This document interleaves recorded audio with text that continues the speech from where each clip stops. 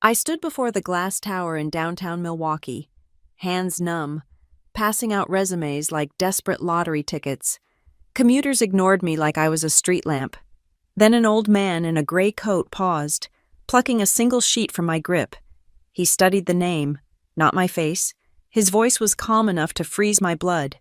"You are applying for a job at my company," he said, "but not the position you think.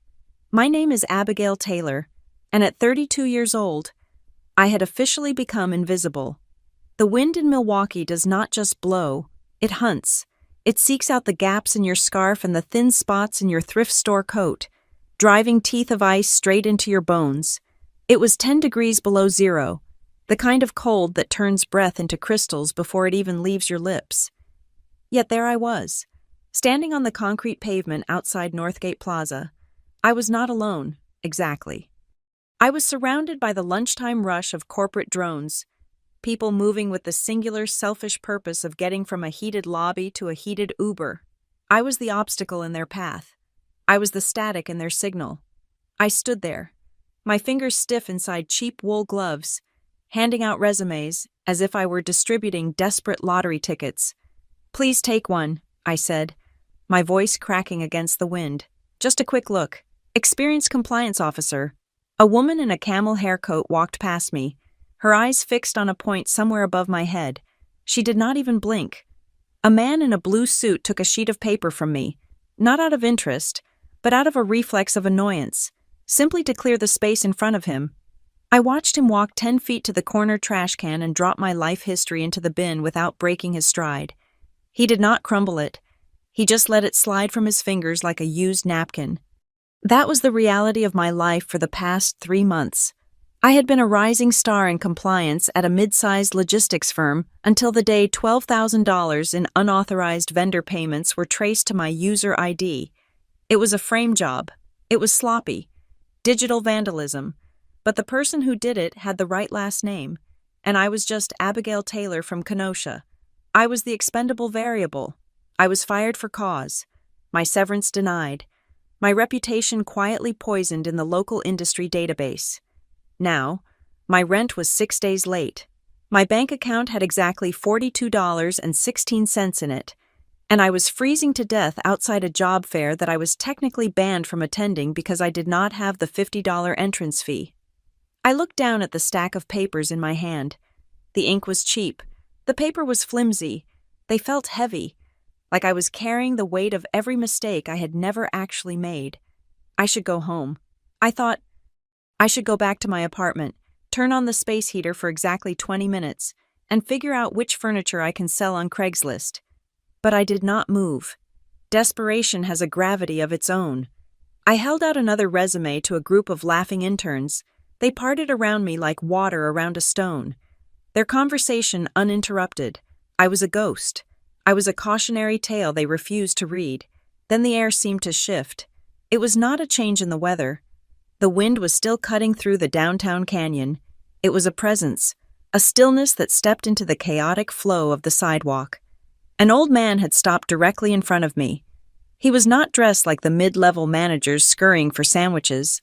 He wore a charcoal gray overcoat that looked like it was cut from wool that cost more than my car. A silk scarf was tucked neatly at his throat. He was thin, almost gaunt, but he stood with a posture that defied the wind. He did not hunch. He did not shiver. He stood with the absolute, terrifying stillness of a predator that has already eaten and is merely observing the rest of the food chain. He looked at the stack of papers in my hand. Then, without asking, he reached out and plucked a single resume from my frozen grip. His hands were gloved in black leather, the leather soft and supple. He did not look at my face. He did not look at my frayed cuffs or my red nose. He looked only at the header of the document. I watched his eyes scan the text. He was not reading my objective statement or my skills list. He was staring at my name, Abigail Taylor. He read aloud. His voice was dry, like dead leaves scraping over pavement. It was not loud, yet it cut through the noise of the traffic and the wind with effortless clarity. I shivered, and this time it was not from the cold. "Yes," I said, trying to summon a professional tone despite the fact that my teeth were chattering. I have 7 years of experience in corporate compliance and internal audit. I am looking for... He raised a hand. It was a small gesture, barely an inch of movement, but it silenced me instantly. It was the gesture of a man who has not been interrupted in 40 years. He finally looked up from the paper. His eyes were a pale, watery blue, set deep in a face mapped with wrinkles, but they were sharp.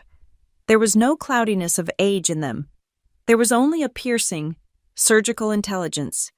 You ask the wrong questions. Miss Taylor, he said. I blinked. Excuse me. He tapped a gloved finger against my name on the paper.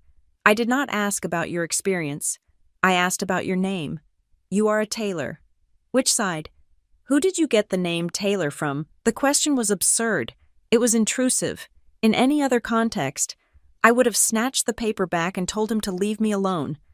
But I was broke, freezing, and something about the way he waited for the answer made it feel less like a question and more like a test. My mother, I said. Her name was Evelyn Taylor. The old man's expression did not change. Not a muscle twitched, but the air around him seemed to grow colder, if that was even possible. He stared at me for a long time, dissecting my face, looking at my jawline, my eyes, the set of my mouth. It felt invasive. It felt like he was looking for a crack in a wall. Evelyn. He repeated. The word sounded strange in his mouth. Rusty, as if he had not spoken it in a decade. Yes, I said, my patience fraying. Look, sir, if you are not hiring, I really need to. He smirked. It was not a smile. It was a slight twitch of the corner of his mouth, devoid of any warmth. It was the expression a chess master makes when he sees a move 5 turns before his opponent does. His voice dropped an octave, becoming flat and calm enough to send a shiver down my spine. You are applying for a job at my company, he said. I froze. My heart gave a stupid, hopeful lurch. You are, I mean. Are you recruiting for the logistics firms inside? He shook his head slowly. But not the position you think, he continued. He reached into the inner pocket of his coat. I flinched, half expecting a weapon, but he produced a small, cream-colored card. He held it out to me between 2 fingers. I took it. The card was heavy. It was thick cardstock. The edges perfectly sharp. There was no logo, no email address, no LinkedIn QR code. Just a name printed in severe, black serif font in the center, Harlan Caldwell, and below it, in smaller letters, Family Office. I looked up at him, confusion warring with skepticism. The name Caldwell meant nothing to me personally, though it sounded vaguely familiar, like a brand name you see on the side of a building but never think about. But the term Family Office, I knew what that meant. That was where the ultra-wealthy managed their money, their charities, and their secrets. It was private wealth management, the kind that did not advertise at job fairs. I do not understand, I said, clutching the card. What position? I am an auditor. He stepped closer. The smell of expensive tobacco and old paper clung to him. I want to meet you. Abigail, he said, using my first name with a familiarity that made my skin crawl. I want to meet you before your family closes a deal. My family. I let out a sharp, incredulous laugh. Sir, I think you have me confused with someone else. I do not have a family. My mother passed away 6 years ago. I have no one. I am certainly not closing any deals. He looked at me with a pity that felt more like contempt. You have no idea what you have. Do you? He asked softly. He did not wait for an answer. He turned on his heel, his coat swirling around his legs, and began to walk toward the massive revolving doors of the Northgate Plaza. Wait, I called out, stumbling after him. What does that mean? Is this a job offer or not? He did not stop. He did not look back. He simply raised his hand in a wave that was also a command. Bring the resume. Up to the penthouse, the private elevator. I stood there on the sidewalk, holding the card and my crumpled stack of papers. The wind whipped my hair across my face. My first instinct was that this was a scam. It had to be. Old men do not just walk up to desperate women on the street and offer mysterious jobs in penthouses. This was how you ended up in a human trafficking documentary. But then I looked at the building entrance.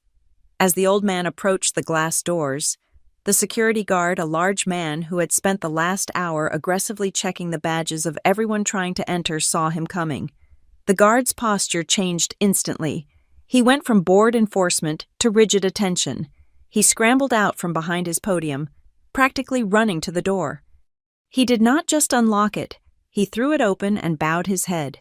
"Good afternoon, Mr. Caldwell," the guard said, his voice carrying over the wind. "We did not know you were coming in today." The old man did not acknowledge him. He walked through the open door as if it were his birthright, as if walls and doors existed only to part for him. Inside the lobby, a group of executives in tailored suits were waiting for the elevators. As the old man passed them, the chatter died instantly. They stepped back. They made a path. Two of them nodded respectfully, a mixture of fear and reverence on their faces. I watched all of this from the other side of the glass. This was not a scam. You cannot fake that kind of deference. That was the smell of power, real power. The kind of power that does not carry an ID badge because the building knows who owns it. I looked down at the card again. Harlan Caldwell. I looked at my bank balance notification on my phone. $42. I looked at the slush on my boots. I had two choices. I could stay out here in the cold, holding on to my pride and my fear, and go home to an eviction notice, or I could walk through those doors and find out why a man who commanded that kind of respect knew my mother's name. "You are applying for a job at my company, but not the position you think."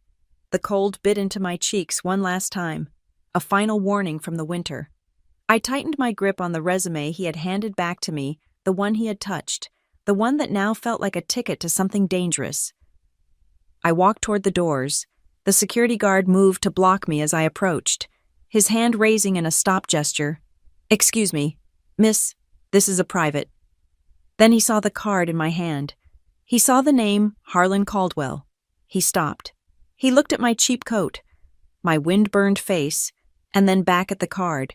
He stepped aside and held the door open, just as he had for the old man. "Go right ahead, ma'am," he said, his tone shifting to confused politeness. I stepped across the threshold. The heat hit me first, a wall of warm, dry air that smelled of polished marble and expensive coffee. The noise of the city vanished, replaced by the hushed hum of commerce, but as I walked across the lobby floor, hearing the click of my worn-out heels on the stone, I felt a strange sensation settling in my gut. It was not relief. It was not gratitude. It was the eerie, unshakable feeling that I had not just walked into a building, I had walked onto a stage.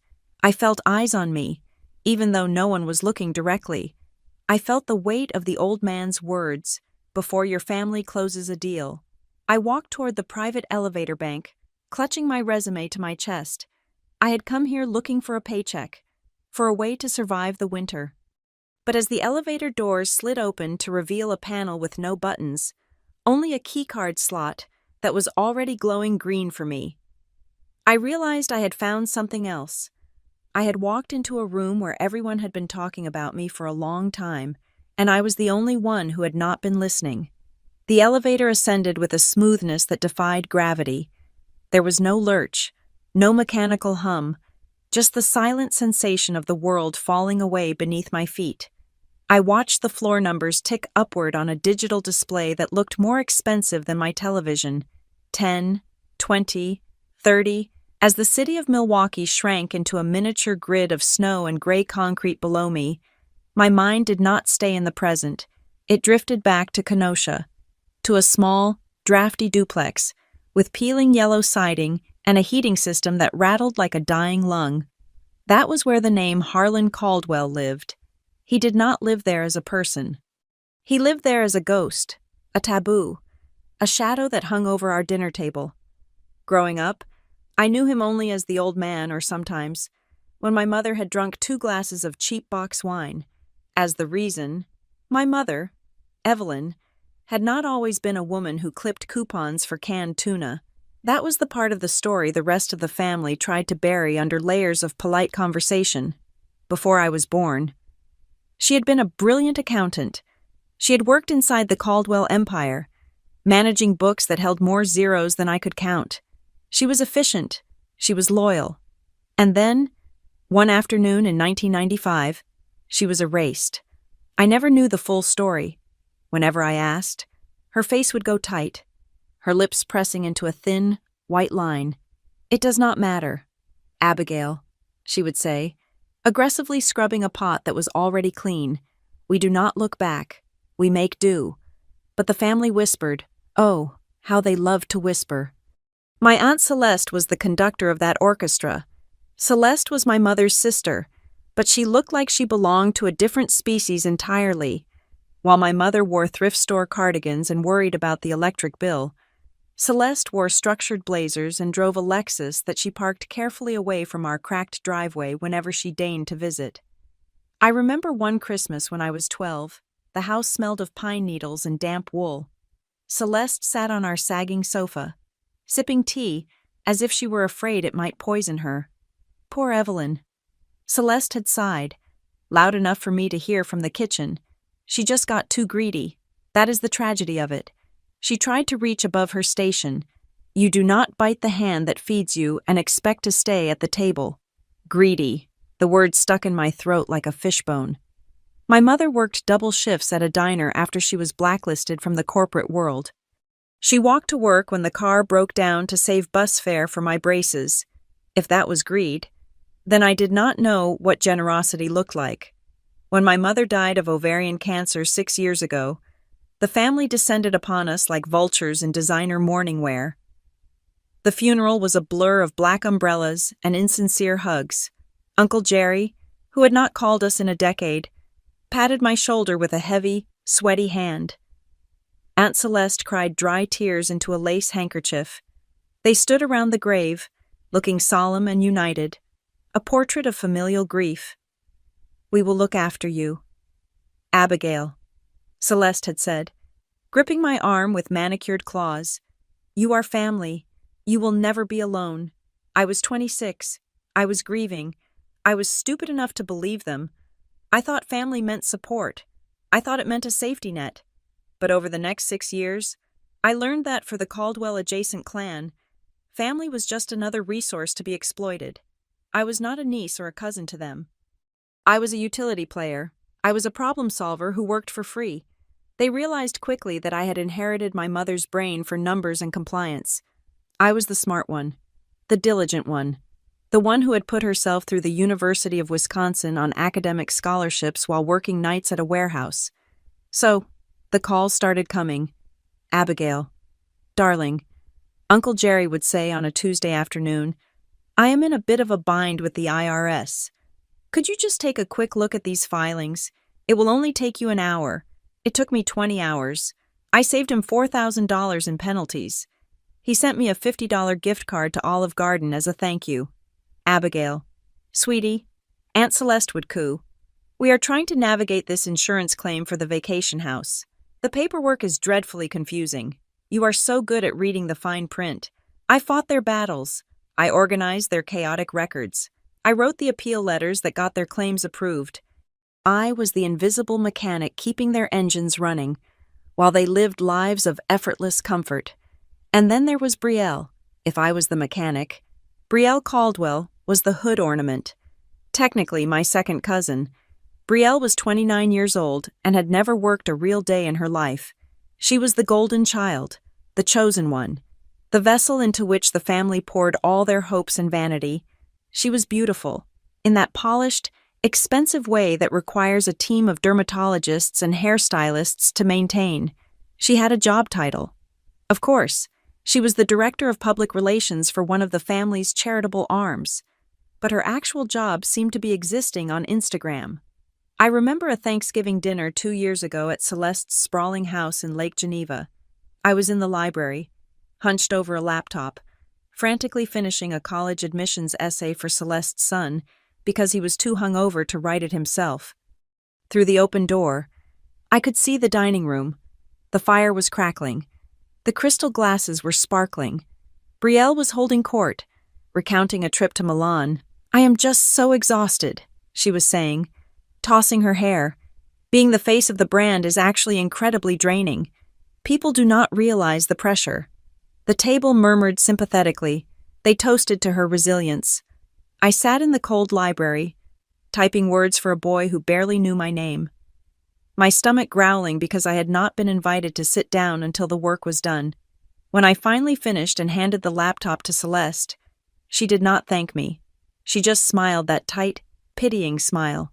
"You are so strong, Abigail," she said.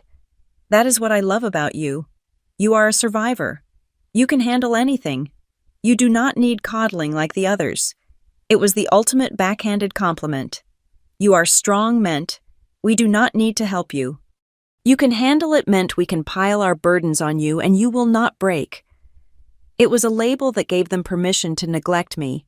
But the biggest lie, the silence that weighed heaviest, was about Harlan. For years, I had tried to reach him after my mother died. I found an old address book in her things. It had a direct line and a private mailing address for Harlan Caldwell. I was not looking for money. I just wanted to know him. I wanted to know the father who had raised my mother before the fall. I wrote letters, long, handwritten letters detailing my life, my graduation, my new job in compliance. I poured my heart out onto the page, hoping to bridge the gap of 20 years. They all came back, every single one, returned to sender, refused, addressee unknown. I tried calling the number. It was always disconnected, or it routed to a generic law firm that told me to stop harassing their client. I assumed he hated us. I assumed he had given the order to cut us off. I assumed he was the monster Aunt Celeste implied he was, a cold, heartless tycoon who had discarded his own daughter like a bad investment. But as I stood in that elevator, watching the numbers climb past floor 40, a cold realization began to crystallize in my chest. The resume.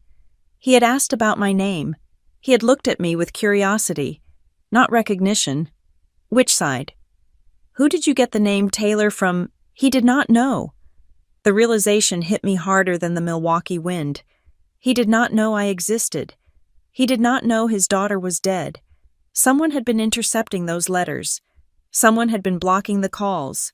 Someone had been curating the reality that Harlan Caldwell lived in, carefully editing out the existence of Evelyn and Abigail Taylor, and I knew exactly who benefited from that editorial control.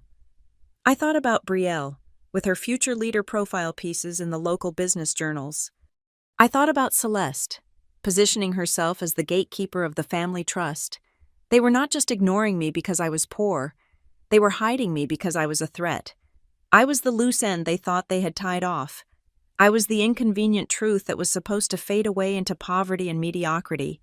They thought that by firing me from my job, by ruining my reputation in the industry, they could push me so far down that I would never surface again. But they had made a mistake. They had pushed me too far. They had pushed me right to the front door of the one man they were terrified of. The elevator chimed, a soft, polite sound that signaled arrival. The doors slid open. I was expecting a reception desk. I was expecting security. Instead, I stepped directly into a space that looked more like a library than an office. The walls were lined with dark mahogany bookshelves filled with actual books, not decorative binders. The carpet was thick and silent. A fire, a real wood-burning fire, crackled in a stone hearth on the far wall. The air smelled of cedar and old leather. It was warm. It was safe. But as I stepped out of the elevator, clutching my crumpled resume, I did not feel safe. I felt like a spy in the house of the enemy. I had spent my whole life being the person who fixed things for this family. I had done their taxes, covered their mistakes, and accepted their crumbs while they feasted. I had let them tell me I was strong so they did not have to be kind. I had just wanted a job. I had just wanted to pay my rent and buy groceries that were not from the clearance bin. But as I looked around the room, I saw a large oak desk near the window. Behind it sat Harlan Caldwell, the man whose blood ran in my veins, the man whose name was a weapon I had never been allowed to wield. He was watching me. He was waiting. My family was out there, somewhere in the city, preparing to close a deal. They were preparing to claim a legacy they believed was theirs by default. They thought they were playing a game of chess, where the opponent was a senile old man and a poor, defeated cousin. I took a breath, filling my lungs with the expensive, filtered air of the penthouse. They were wrong. The game had not even started yet. And for the first time in my life, I was not here to clean up the mess. I was here to make one. "Come in, Abigail," Harlan said from across the room. His voice was not loud, but it carried the weight of a gavel striking wood. I stepped forward, leaving the cold and the girl from Kenosha behind me in the elevator shaft. The smell of corporate betrayal is not distinct. It does not smell like smoke or rot or anything that would give you a fair warning to run. It smells like stale coffee, carpet cleaner, and the faint, ozone hum of a laser printer that has just spit out your termination letter. 3 months ago, I was sitting in a glass-walled conference room on the 14th floor of a logistics firm that prided itself on transparency. Across from me sat Dave, my manager, a man who wore pleat-front khakis and smiled with all his teeth, but none of his eyes. Next to him was the human resources director, a woman named Linda, who always kept a box of tissues on the table as a preemptive strategic strike. "We are letting you go, Abigail," Dave had said. His voice was smooth, practiced.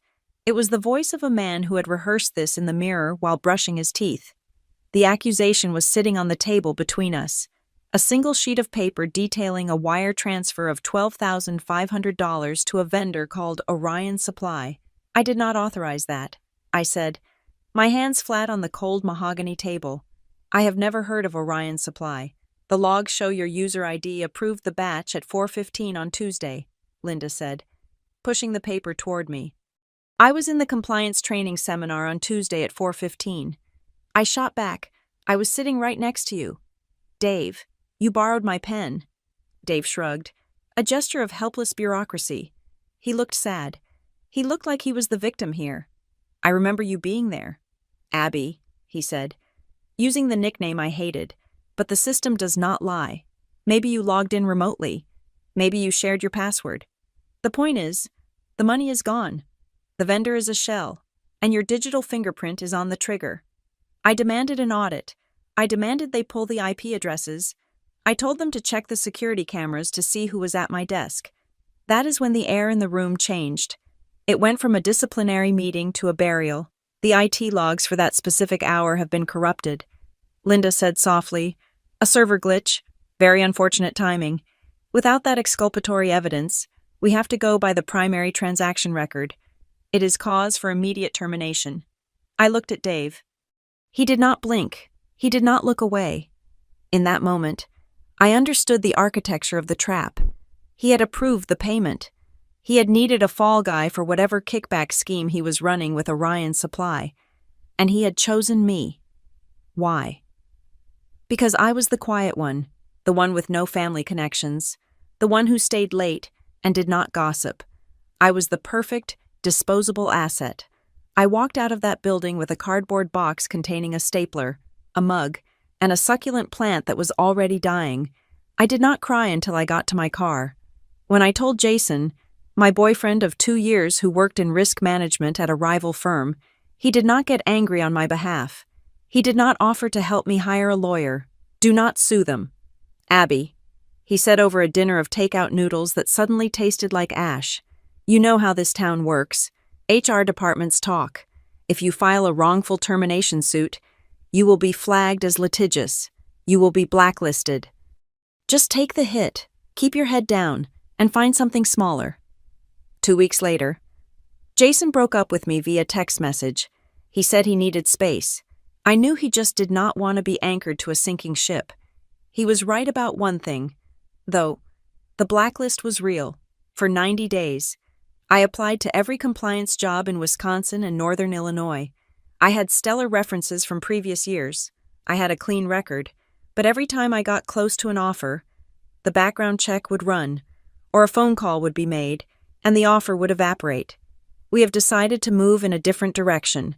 We are looking for a different cultural fit. The position has been closed." They were polite ways of saying, "We heard you stole $12,000. That brings us back to the cold, to the wind cutting through my coat outside Northgate Plaza. to the humiliation that burned hotter than the frostbite on my fingertips. I had printed 50 copies of my resume at the public library because I could no longer afford a printer cartridge.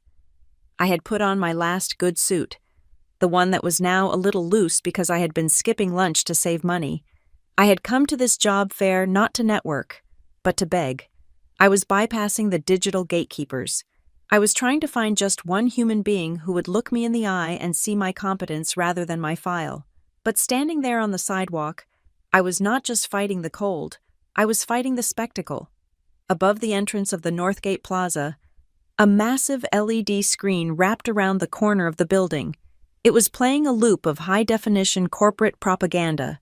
It showed wind turbines turning lazily in green fields. It showed diverse teams of attractive people pointing at whiteboards. And then, it showed her. The image was 20 feet tall. It was a professional studio shot, perfectly lit, perfectly retouched. Brielle Caldwell. She was wearing a white blazer that probably cost more than my entire student loan debt. Her hair was a cascading wave of expensive blonde. Her smile was confident, benevolent, and utterly vacant. The text overlay fade in next to her face. Brielle Caldwell, Director of Strategic Philanthropy, a future leader for a new era. I stood there on the pavement, clutching my stack of cheap paper, looking up at my cousin. The irony was so sharp it felt like a physical wound. Here I was, the one who had actually done the work, the one who had fixed Uncle Jerry's tax audits, the one who had ghostwritten Brielle's college entrance essay because she could not be bothered to read the book she was writing about. I was freezing to death, unemployed because I refused to be corrupt. While she was looming over the city like a goddess of commerce, she was the future leader. I was the security risk. The universe has a twisted sense of humor, but I was not laughing. It was then that I noticed the cars. They were not normal taxis or ride-shares. They were black SUVs, a convoy of them, pulling up to the curb with the aggressive entitlement of government motorcades. Men in earpieces hopped out, scanning the crowd. They were clearing a path. I realized with a sinking sensation that I was not just standing outside a random office building. The Northgate Plaza was hosting a private event, and judging by the face on the billboard, it was a Caldwell event. I should have left. Every instinct in my body told me to run. If Aunt Celeste saw me here, looking like a beggar, she would not just mock me, she would enjoy it. She would turn my desperation into a dinner party anecdote. Did you hear about poor Abigail? We saw her panhandling outside the gala. It is just so sad when people refuse to help themselves. But my feet were frozen to the concrete. That was when Harlan Caldwell had appeared. That was when he had taken the resume. And now, we were in the penthouse. The transition from the street to the office was jarring. The silence in the room was heavy. Harlan sat behind his desk, the city skyline framed behind him like a conquered kingdom. He did not look like a feeble old man. He looked like a coiled spring. He placed my resume on the desk. He did not smooth it out. He let it sit there, wrinkled and damp from the snow. "Sit," he commanded. I sat. The leather chair was soft, swallowing my rigid, shivering frame. "Do you know why I stopped?" Harlan asked. He did not look at me. He was opening a silver humidor on his desk. "Because you saw your last name on my paper," I said, my voice still raspy from the cold. "No." He selected a cigar but did not light it. He just rolled it between his long, thin fingers. "I stopped because of how you were standing," he said. I frowned. I was standing like I was freezing. He looked up, his eyes locking onto mine. "You were standing like a soldier who has run out of ammunition but refuses to leave the trench." He leaned forward. The motion was sudden, predatory. I watched the others. Abigail, the people walking by you, the people throwing your paper in the trash. I watched you watch them. You did not look ready to cry. You looked ready to burn the building down. I felt a flush of heat rise up my neck. "I am not an arsonist, Mr. Caldwell. I am an accountant." He let out a short, dry chuckle. It sounded like bark snapping. "Good," he said. "Arsonists are messy. Accountants know where the bodies are buried because they are the ones who paid for the shovels." He picked up a folder from his desk. It was thick, bound in blue leather. "You were fired from Logistics 1, he stated. It was not a question. I stiffened. "How do you know that I know everything that happens in this city involving money?" He said simply, "$12,000, unauthorized vendor payment." The logs disappeared. "You were the scapegoat." My mouth fell open. "Have you checked my background?" "In the elevator ride up here.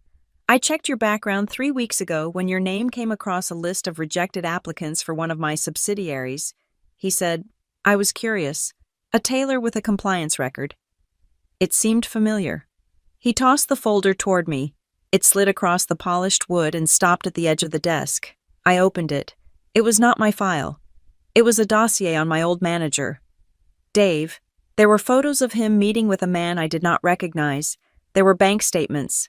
And there was a copy of the server log, the one HR said was corrupted. It showed Dave's login credentials authorizing the payment to Orion Supply. I stared at the paper, my hands shaking. "You have this? You have proof I am innocent?" "I do," he said. "Then give it to me." I said, my voice rising. "Please, I can clear my name. I can get my license back." Harlan watched me without an ounce of sympathy. "No." The word hung in the air. "Excuse me," I asked, stunned. "I will not give it to you," he said calmly, "because if I give it to you, you will take it to a lawyer. You will sue for a settlement. You will get a written apology and maybe $50,000. You will pay your rent. You will go back to being a mid-level compliance officer in a cubicle, safe and warm and mediocre." He stood up and walked to the window, looking down at the street where I had just been standing. "I do not need someone who wants an apology. Abigail, I have a building full of people who want apologies. I have a family full of people who want allowances." He turned back to face me, his silhouette dark against the gray winter light. "I am looking for someone who was not raised on praise. I am looking for someone who was raised on consequences." The words hit me in the chest. Raised on consequences. That was my life. When I got an A-, my mother asked why it was not an A+. When the car broke down, I walked. When I was framed, I starved. "What do you want?" I whispered. "I want to know if you are angry enough to do what is necessary," he said. He gestured to the door. "Go back down to the lobby," he said. "The event is starting. My family, your family is gathering. They are celebrating a merger that will gut this company, though they do not know that yet. They think they are celebrating the future. They think they are celebrating Brielle." I stood up, confused. "You want me to go to the party? I'm not invited. I am wearing a suit from TJ Maxx that smells like exhaust fumes." Harlan smiled. It was a terrifying expression. It was the smile of a wolf opening the gate to the sheep pen. "You are not going as a guest," he said. "You are going as my eyes." He walked over to me and placed a key card in my hand. It was black, heavy, and blank. "This gets you into the service corridors, the back rooms, the places where the paper trails are actually generated." But why, I asked? Why me? You could hire a team of forensic accountants. You could hire the FBI? He leaned in close. I could see the map of veins in his eyes, because a forensic accountant cares about the law. He whispered, "I need someone who cares about the truth, and more importantly, I need someone they will never see coming. To them, you are invisible. You are the poor relation. You are the failure." He gripped my shoulder. His hand was surprisingly strong. "Show me I'm right. Abigail, show me that the name Taylor is not just the name of a victim." He let go and turned back to his desk. "Now get out of my office." I walked back to the elevator. My legs felt unsteady, but not from the cold this time. The doors slid open, and I stepped inside. As the metal doors began to close, cutting off the view of the penthouse, I caught my own reflection in the polished brass of the interior panel. I looked a mess. My hair was windblown. My mascara was smudged. My cheap coat was damp. But the eyes staring back at me were different. 10 minutes ago, those eyes had been begging for a chance. They had been pleading for permission to exist. Now, they were cold. They were calculating. I looked at the black key card in my hand. I thought about Dave, smiling as he fired me. I thought about Jason, telling me to stay quiet.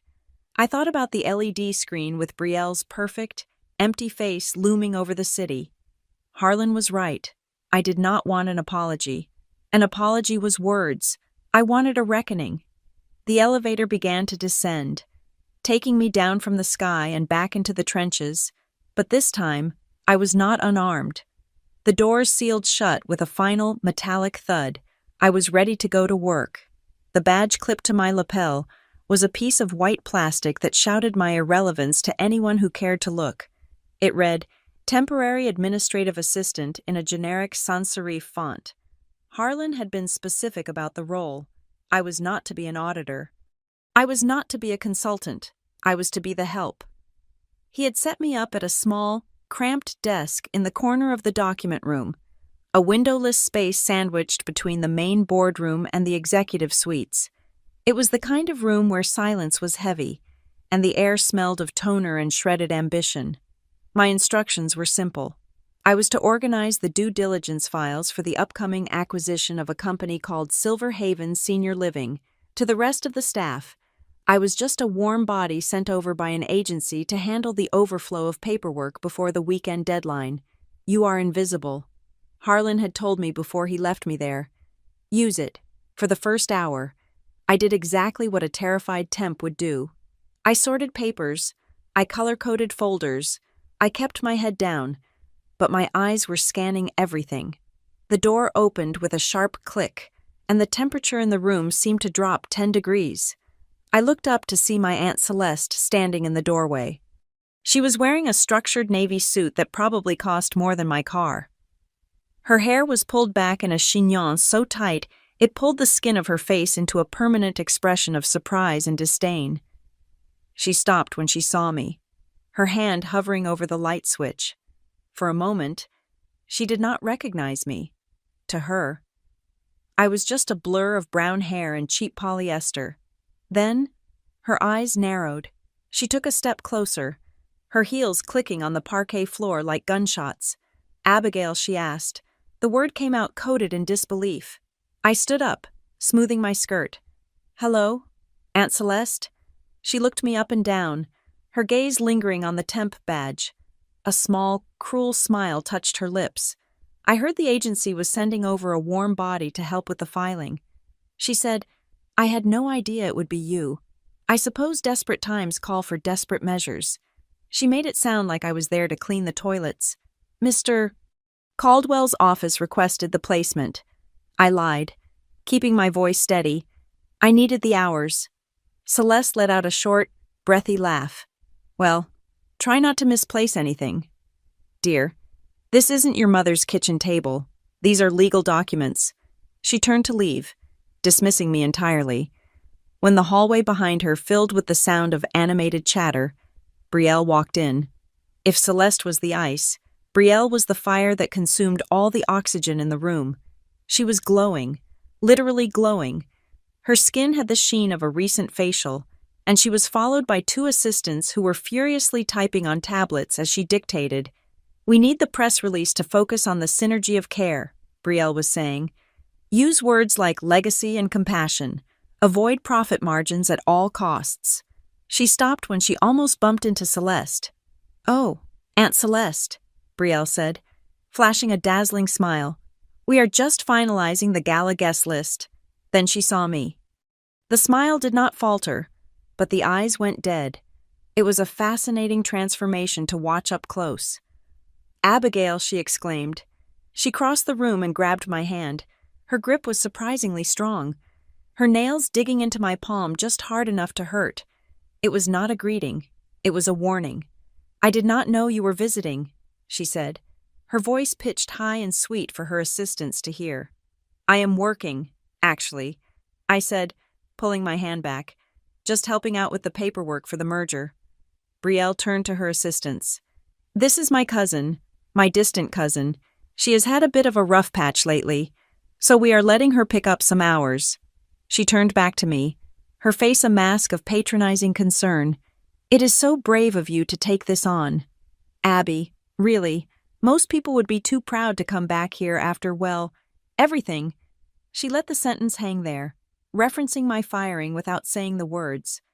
I am just happy to be useful, I said, forcing a smile that felt like it might crack my face.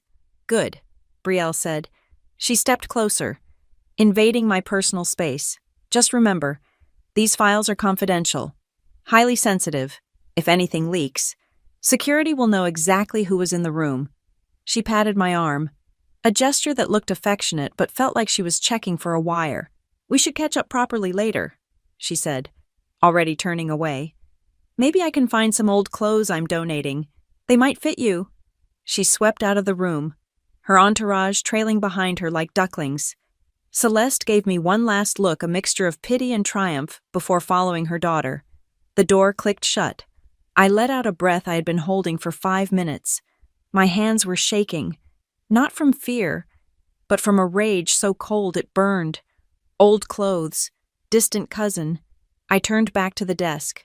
Fine, I whispered to the empty room. Let's see what you are hiding. I opened the first box labeled Silver Haven. Financials. The acquisition was being framed as a philanthropic rescue mission. The Caldwell family office was buying a struggling chain of nursing homes to revitalize them. That was the headline Brielle was selling to the press. But as I began to cross-reference the ledgers, the numbers told a different story. I pulled up the vendor list on the secure terminal Harlan had given me access to. The primary operating cost for Silver Haven was not medical staff or food or facility maintenance. It was a line item labeled Management Consulting Services, $350,000 a month. I traced the payments. They went to a company called Apex Solutions LLC, registered in Delaware. I dug deeper. Apex Solutions had no website, no LinkedIn presence. Its registered address was a P.O. box in a strip mall in Wilmington. But here was the catch. Apex Solutions had subcontracted its services to another firm called Trinity PR. I recognized that name. Trinity PR was the agency that handled Brielle's personal branding. They were the ones who booked her magazine covers and managed her social media verification. I kept digging. There were invoices for medical equipment, beds, monitors, wheelchairs. The prices were astronomical. They were paying $4,000 for beds that retailed for $1,200. The supplier was a company called MedCore. I checked the incorporation documents for MedCore. The registered agent was a lawyer named Marcus Thorne. Marcus Thorne was Celeste's divorce attorney. It was a classic bleed-out. They were not buying the nursing home chain to save it. They were buying it to use as a host body. They were using the family's capital to acquire the asset. And then they were using the asset to funnel cash into their own pockets through inflated vendor contracts and phantom consulting fees. They were stealing from Harlan, and they were doing it right under his nose. I felt a presence behind me. I spun around, closing the file on the screen instinctively. Standing there was a woman I had not heard enter. She was older, perhaps in her 60s, wearing a gray cardigan and holding a stack of mail. She looked like she had been part of the furniture in this building since the foundation was poured. I remember her, she said softly. I blinked. Excuse me. Your mother, the woman said. She walked over and placed the mail on the corner of my desk. You look just like Evelyn around the eyes. The same shape, the same worry. I relaxed slightly. You knew my mother. I was the junior archivist when she was the lead accountant, the woman said. Her name was Mrs. Higgins, according to her ID badge. She was the smartest person in this building, until she wasn't. She looked at the computer screen, then back at me. You are looking at the Silver Haven files, she noted. I am just organizing them. I said quickly. Mrs. Higgins stepped closer. Her voice dropped to a whisper. Mr. Harlan does not read the appendices anymore, she said. He trusts his family to summarize them. That is what they count on. She reached out and tapped the stack of papers I had pushed to the side. Check the dates on the signature pages, she whispered, and check the witness lines. Mr. Harlan has a tremor in his right hand when he is tired. But the signatures on the consulting agreements, they are steady, too steady. She looked at the door, terrified of being caught. He would never sign those. She said, not for those amounts. He hates consultants. Before I could ask her anything else, she turned and scurried out of the room, vanishing as quickly as she had appeared. I sat there for a moment, my heart hammering against my ribs. I pulled the physical files for the consulting agreements. Mrs. Higgins was right. The signature read Harlan Caldwell. But the ink flow was smooth, confident. It lacked the slight jaggedness I had seen on the note he wrote me earlier. It was a forgery, or if not a forgery, it was a stamp, a robotic arm, a digital replication. I felt sick. This wasn't just embezzlement, this was fraud on a massive scale. I opened the bottom drawer of the filing cabinet, looking for the historical context folders. Deep at the back, misfiled under miscellaneous legal. I found a manila envelope that looked older than the rest. The label read, Testamentary Drafts, 1995. I opened it. It was a draft of Harlan's will from 30 years ago. Harlan Caldwell, being of sound mind, do hereby bequeath. I scanned the pages, and there it was, to my daughter, Evelyn Taylor. I leave the entirety of the operational control of the Caldwell Trust. In recognition of her integrity and stewardship, he had meant to give it all to her. I reached for the current file, the one prepared by the family lawyers for the upcoming board meeting. To my niece, Celeste, and her heirs, Evelyn was gone. I was gone. It was as if we had never been born. The door to the outer hallway opened again, but this time it was the cleaning crew. The lights in the main office were being dimmed. It was 7 o'clock. I packed the copies I had made into my bag. I deleted the browser history on the terminal. I adjusted my temp badge. I took the service elevator up to the penthouse. Harlan was sitting in the same chair, in the same position as before. The city outside was dark now, a grid of amber and white lights. He did not look up when I entered. "Close the door," he said.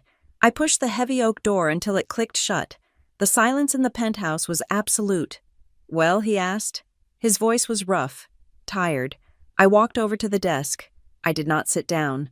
I stood there, holding the weight of what I had found. I did not give him the files yet. I just looked at him. "You asked me what I saw," I said. "Tell me," he commanded. I took a breath. "I see a vampire squid," I said. Harlan turned his chair slowly to face me.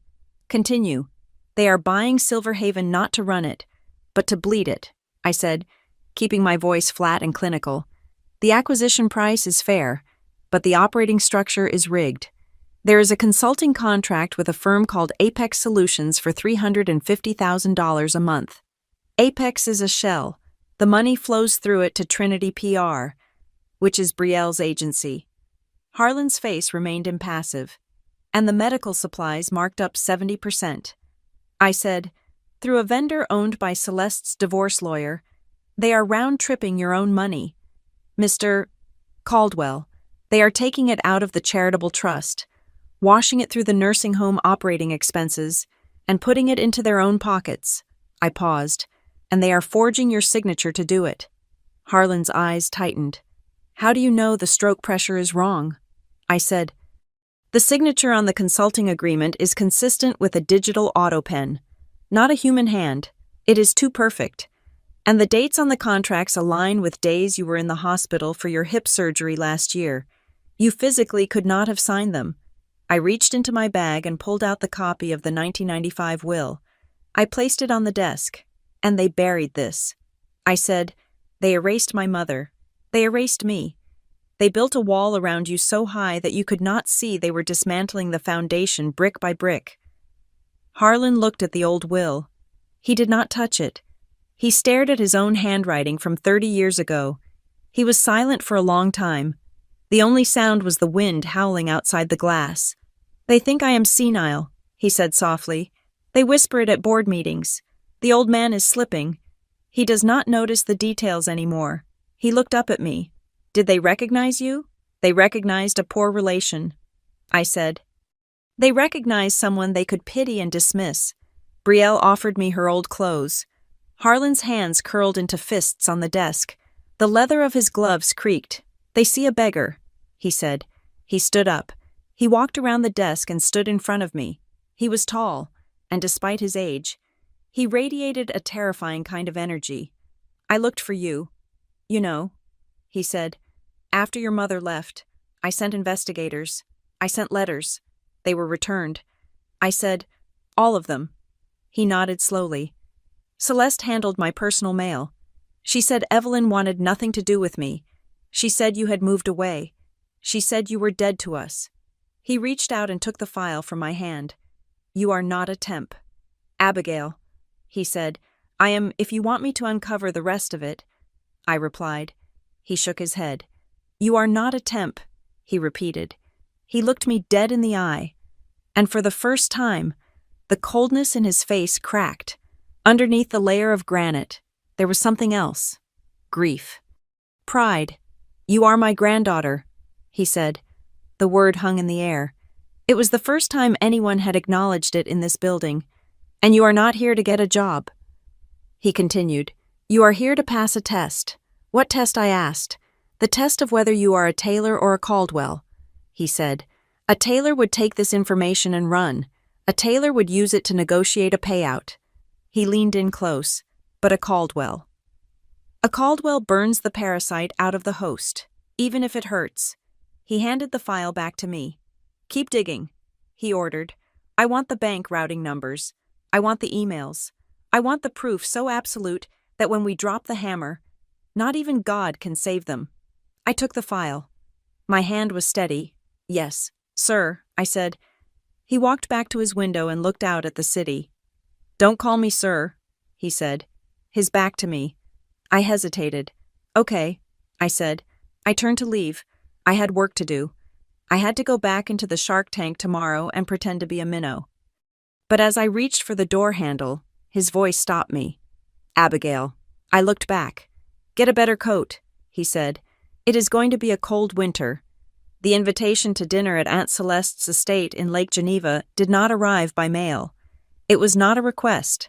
It was a summons delivered by a personal courier, printed on cream cardstock so thick it could have been used as a shingle for a roof. The text was embossed in gold script, a celebration of the future honoring Brielle Caldwell's appointment. To anyone else, it looked like a party. To me, it looked like a crime scene waiting to happen. I arrived at 7 o'clock sharp, driving my rusting Honda Civic up a driveway that cost more than my entire college education. The valets looked at my car with undisguised horror, as if I had asked them to park a dumpster. I handed over the keys, smoothed down the skirt of the only black dress I owned, a clearance rack find that I had tailored myself the night before, and walked up the limestone steps. The house was not a home. It was a mausoleum for the living. It smelled of white lilies and expensive ambition. As I entered the foyer, the noise of polite society hit me, the clinking of crystal, the low hum of gossip, the artificial laughter of people who hated each other but loved being close to power. Celeste was standing by the grand staircase, greeting the board members of the family trust. She wore emerald green silk. She looked like a viper that had just swallowed a particularly satisfying mouse. When she saw me, her smile faltered for a fraction of a second before reassembling into a mask of pity. Amanda, she exclaimed, extending a hand but not stepping close enough to touch me. I am so glad you could make it. Abigail. I corrected, my voice quiet but firm. Of course, dear, Abigail. She breezed past the correction as if my name were a minor detail, like the weather or the price of milk. We were just worried you might not have the right attire for a formal evening, but you look adequate. She waved a hand toward the dining room. We have squeezed you in at the end of the table, near the service entrance. It is a bit drafty, but I knew you would not mind. We wanted to keep the center seats for the voting members. I walked into the dining room. It was a cavernous space dominated by a mahogany table that seated 30 people. The centerpieces were elaborate towers of orchids. The place cards were handwritten in calligraphy. I found my seat. It was exactly where she said it would be, right next to the swinging door to the kitchen. Every time a server came out with a tray of hors d'oeuvres, the door bumped the back of my chair. My name card did not even say Abigail Taylor. It just read, cousin. I sat down and unfolded my napkin.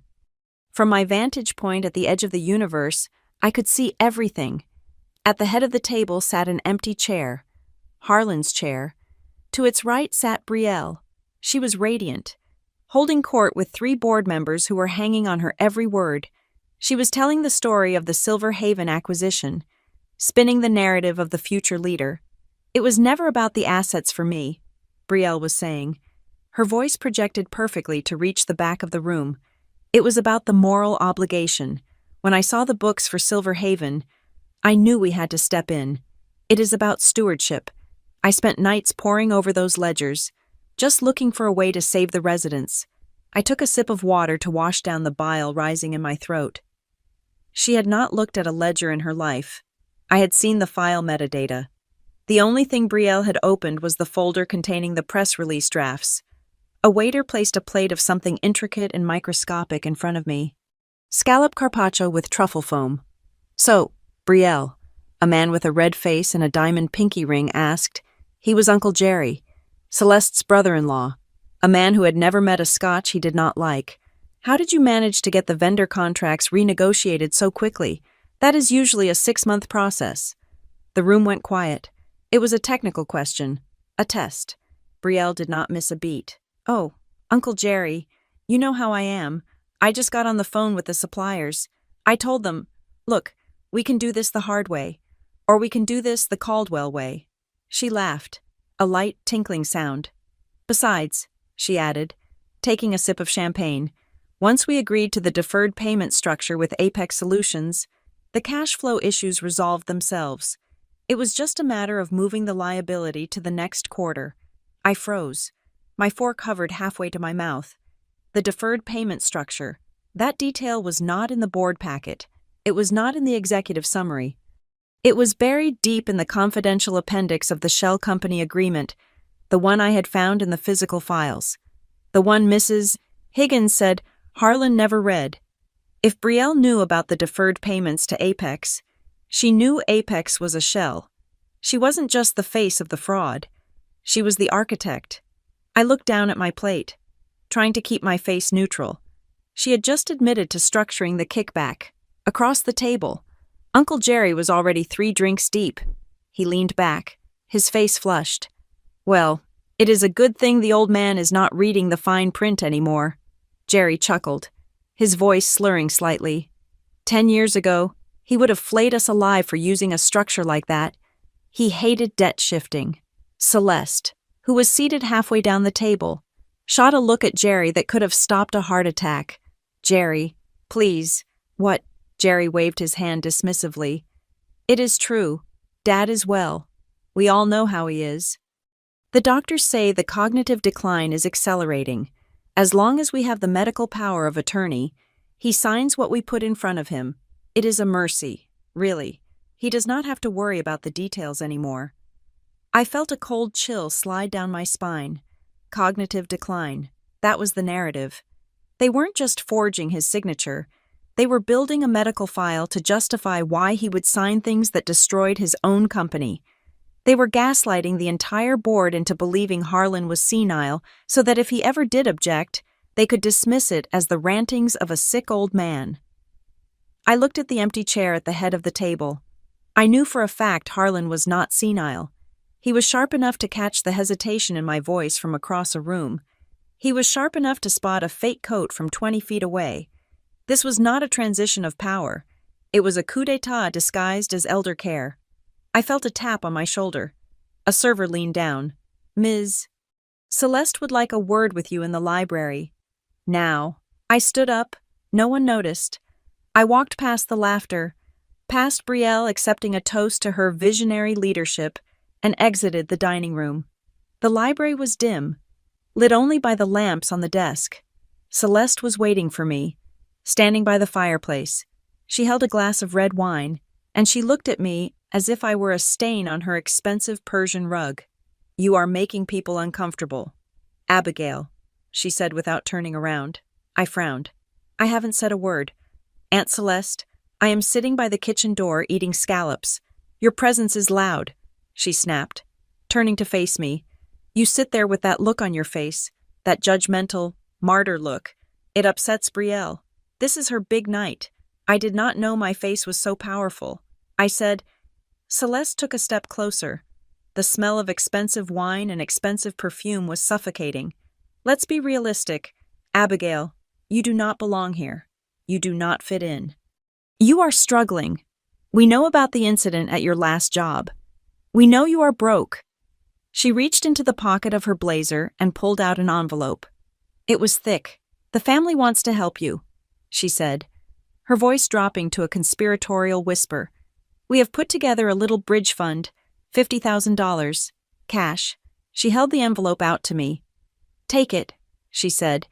"Get yourself a nice apartment, maybe in Madison or Minneapolis, somewhere fresh, somewhere far away from Milwaukee. We just think it would be better for everyone if you started over, without the burden of the past." I looked at the envelope. $50,000. It was more money than I had seen in my bank account in my entire life. It would pay off my student loans. It would pay my rent for 2 years. It was freedom. But it wasn't a gift. It was a severance package from my own family. It was a bribe to disappear. They were terrified. They weren't afraid that I would ask for money. They were afraid that I would stay. They were afraid that if I stood next to Brielle long enough, someone might notice that I had the same eyes as Harlan Caldwell. And she did not. They were afraid that I was a variable they could not control. I looked up at Celeste. Her eyes were hard, expecting me to snatch the money and run. "I appreciate the offer, Aunt Celeste," I said, keeping my hands at my sides. "But I am happy in Milwaukee. I found a new job." Her eyes narrowed. "Doing what admin work," I said. "Nothing fancy, just filing papers." She scoffed. A sound of pure derision. "Suit yourself. But do not expect us to come running when you are evicted. We have tried to be generous." She shoved the envelope back into her pocket. "Now, come on. Brielle wants a family photo for the press release. Try to smile. It confuses people when you look like a funeral mute." We walked back into the main hall. The photographer was setting up lights.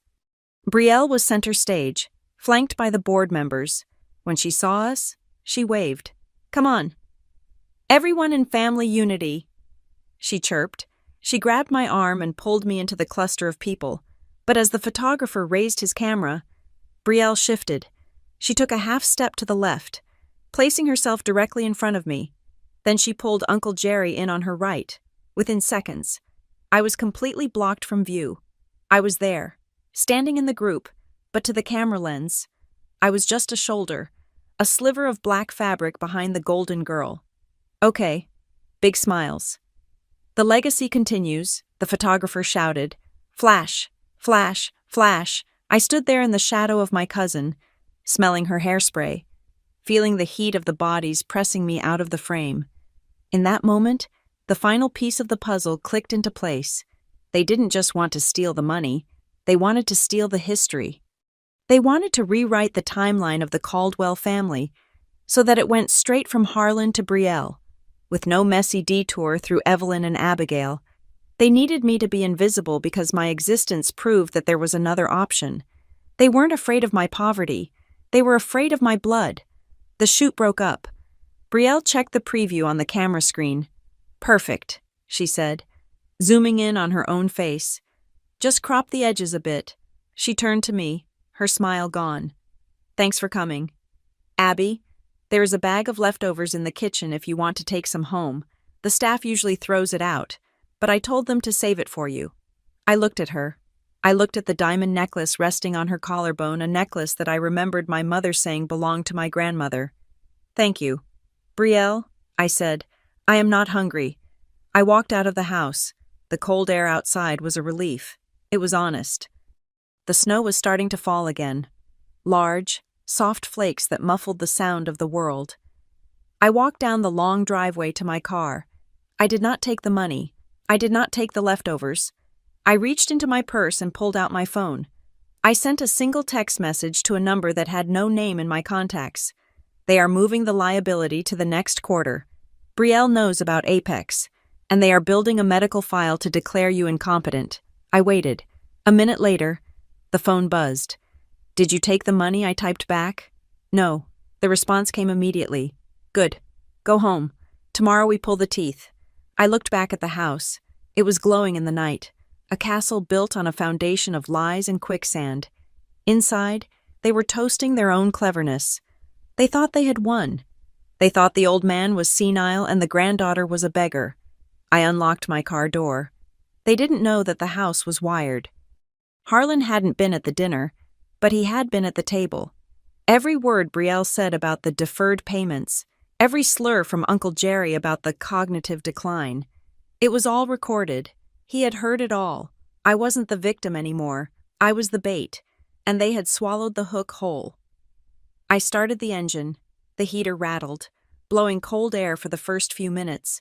But I didn't mind. I watched the snow falling on the windshield, burying the world in white. Silence. That was my weapon now. I wouldn't scream. I wouldn't sue. I wouldn't make a scene at the dinner table.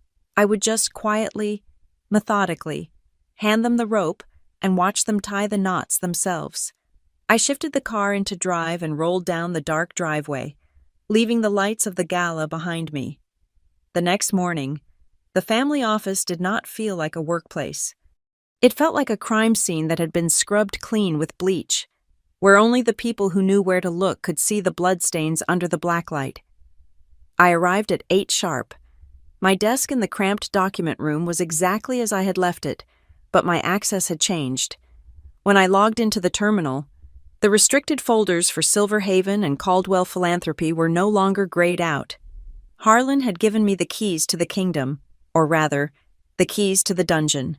He had been clear in his text message at 3 a.m, do not download, do not print, memorize and cross-reference.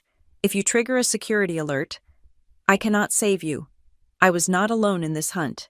At 9 o'clock, a woman walked into my small office. She was not a Caldwell employee. She was Marjorie Blake, a woman I knew by reputation, only a legendary compliance attorney who had retired 5 years ago after dismantling a massive Ponzi scheme in Chicago. She was small, with steel gray hair cut in a sharp bob and eyes that looked like they could spot a typo from across the street. "Mr. Caldwell told me you have the nose," Marjorie said, setting a thermos of tea on my desk. She did not offer a handshake. She offered a look of appraisal. "I found the shell company in the appendices," I said. "Finding the shell is easy," Marjorie replied, pulling up a chair. "Proving who owns the shell is the hard part. They use what we call a layering structure. It is designed to look like incompetence, not malice. If they get caught, they claim it was a clerical error. Our job is to prove it was a design choice."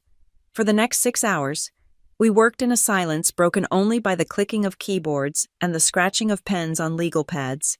We were building a map. Marjorie taught me how to look for the pattern of the abuse.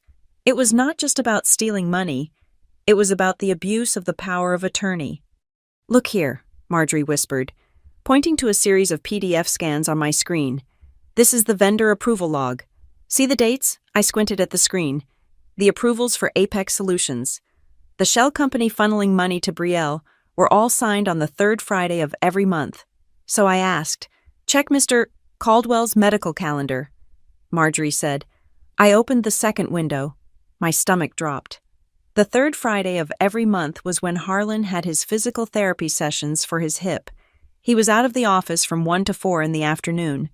They wait until he is physically not in the building, Marjorie explained. Then they use the digital signature stamp that Celeste keeps in her safe. They timestamp it for 2 o'clock. If anyone asks, they say he signed it before he left. But look at the metadata on the server upload. I check the upload times, 5:30 in the evening. They stamp it, scan it, and upload it after everyone has gone home. I said, it was methodical. It was cold, but the real horror was in the charity accounts. I started tracking the donations flowing into the Caldwell Hope Foundation, the entity Brielle managed, on paper. It was funding art programs for underprivileged youth. I pulled the invoices. The foundation was paying $25,000 a month for strategic visibility consulting to a firm called Trinity PR. I ran a search on Trinity PR. It was a legitimate agency, but when I dug into their vendor registration form in the Caldwell system, I saw the bank routing number for the payout account. I recognized that routing number. I had seen it on a tuition payment receipt for Brielle's master's degree program years ago, when Aunt Celeste had asked me to organize her tax write-offs. It was Brielle's personal holding account. "She is paying herself to consult for her own charity," I said, my voice shaking with anger. "She takes donor money, washes it through the PR firm, and puts it in her pocket." "It is worse," Marjorie said, sliding a new document toward me. Look at Celeste. I looked at the payroll records for the family office executive team. Celeste's base salary was high, but her bonuses were staggering. $100,000 here, $50,000 there. They were labeled Performance Discretionary Bonus. I cross-referenced the dates of the bonuses with the legal file updates. Every single time Celeste received a bonus, there was a corresponding update to Harlan's medical file. On January 10th, a neurologist report was added stating Harlan showed signs of early-stage executive function loss. On January 12th, Celeste got a $75,000 bonus. On March 4th, a psychological evaluation noted increased agitation and paranoia. On March 6th, Celeste got another $50,000. They are paying themselves to document his decline. I realized it is a bounty system. The sicker they make him look on paper, the more they reward themselves for managing the burden. I felt bile rise in my throat. This was not just greed. This was the systematic dismantling of a human being's personhood for profit. They were selling his sanity by the pound. But the final blow, the one that made the room spin, was personal. I was looking at the IT vendor list, trying to find out who managed the server that stored these medical records. The company was called Omnitech Services. They were a massive contractor, handling security and data for half the companies in Wisconsin. I stared at the logo, a blue circle with a digital key. I knew that logo. Omnitech Services was the same IT vendor that serviced Logistics One, the company that had fired me. I sat back in my chair, my hands trembling. Marjorie looked at me. "What is it?" I typed my own name into the Omnitech service ticket history. It was a long shot. I shouldn't have been in there. But Harlan had given me root access. I searched Abigail Taylor and Logistics One. A ticket popped up from 4 months ago. It was labeled Priority Level 1. User Activity. Log Purge. The request came from an external email address. C. Caldwell, Family Office, Net. I stopped breathing. Celeste had emailed the IT vendor. She had requested a specific purge of the server logs at my old company on the exact day the unauthorized transfer was made from my account. The note on the ticket read, "Per client request, remove session history for terminal ID 449D to facilitate system migration." Terminal 449D was my desk. It was not a glitch. It was not bad luck. It was a hit. Celeste had not just ignored my firing, she had orchestrated it. She had used the family's leverage with the IT vendor to delete the evidence that would have cleared me, ensuring I would be fired, blacklisted, and desperate. Why? Because a desperate Abigail is a quiet Abigail. A broke Abigail is too busy trying to survive to ask questions about why her grandfather never answers her letters. They wanted me destitute, so I would be powerless. I stood up, knocking my chair over. "They ruined my life," I whispered. "They destroyed my career, my reputation, my savings just to clear the board, just to make sure I wasn't a threat." Marjorie reached out and gripped my wrist. Her hand was like an iron clamp. "Sit down," she ordered. "I cannot sit down," I shouted. She framed me. My own aunt framed me. "Sit down," Marjorie hissed. I collapsed back into the chair, tears of rage stinging my eyes. "If you react now, you lose," Marjorie said, her voice low and fierce. "You take this to the police. Omnitech will claim it was a routine maintenance error. Celeste will claim her email was spoofed. You have no hard proof. Just a service ticket." She leaned in. "You do not scream. You build. We need a structure so solid that when we pull the pin, the whole building comes down on their heads at once." We spent the rest of the afternoon building that structure. We drafted the engagement letter for an independent forensic audit, to be triggered by Harlan's signature at the upcoming board meeting. We compiled the dossier of the forged signatures, the routing numbers, and the IT ticket. By 6 p.m, we had a package. It was a bomb, disguised as a stack of legal papers. Harlan called me up to the penthouse at 7. He was sitting by the fire, holding a glass of water. He looked tired. The act of playing the fool was exhausting him more than the work of running the empire ever had. "We have it," I said, placing the dossier on the table, the charity fraud, the medical file payoffs. and the proof that Celeste orchestrated my firing. Harlan looked at the file. He did not open it. I knew about the money, he said softly. I suspected the medical records. But I did not know they came for you. He looked up at me, and his eyes were full of a profound, ancient sorrow. I am sorry. Abigail, I brought this plague on us by letting it grow.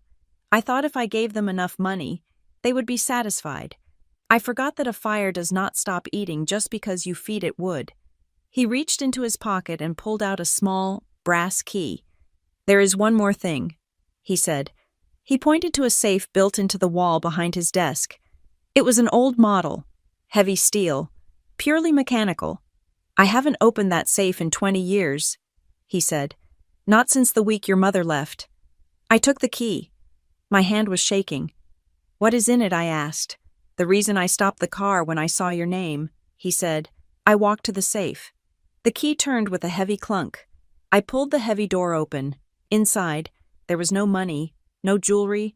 There was only a small, handheld tape recorder, the kind they used in the 90s, with a microcassette inside. I took it out. It felt cold and heavy. Press play, Harlan whispered. I pressed the button. The tape hissed for a moment, the sound of static traveling across decades. Then, a voice spoke. Dad, it's Evelyn. I don't have much time. Celeste is outside. I gasped.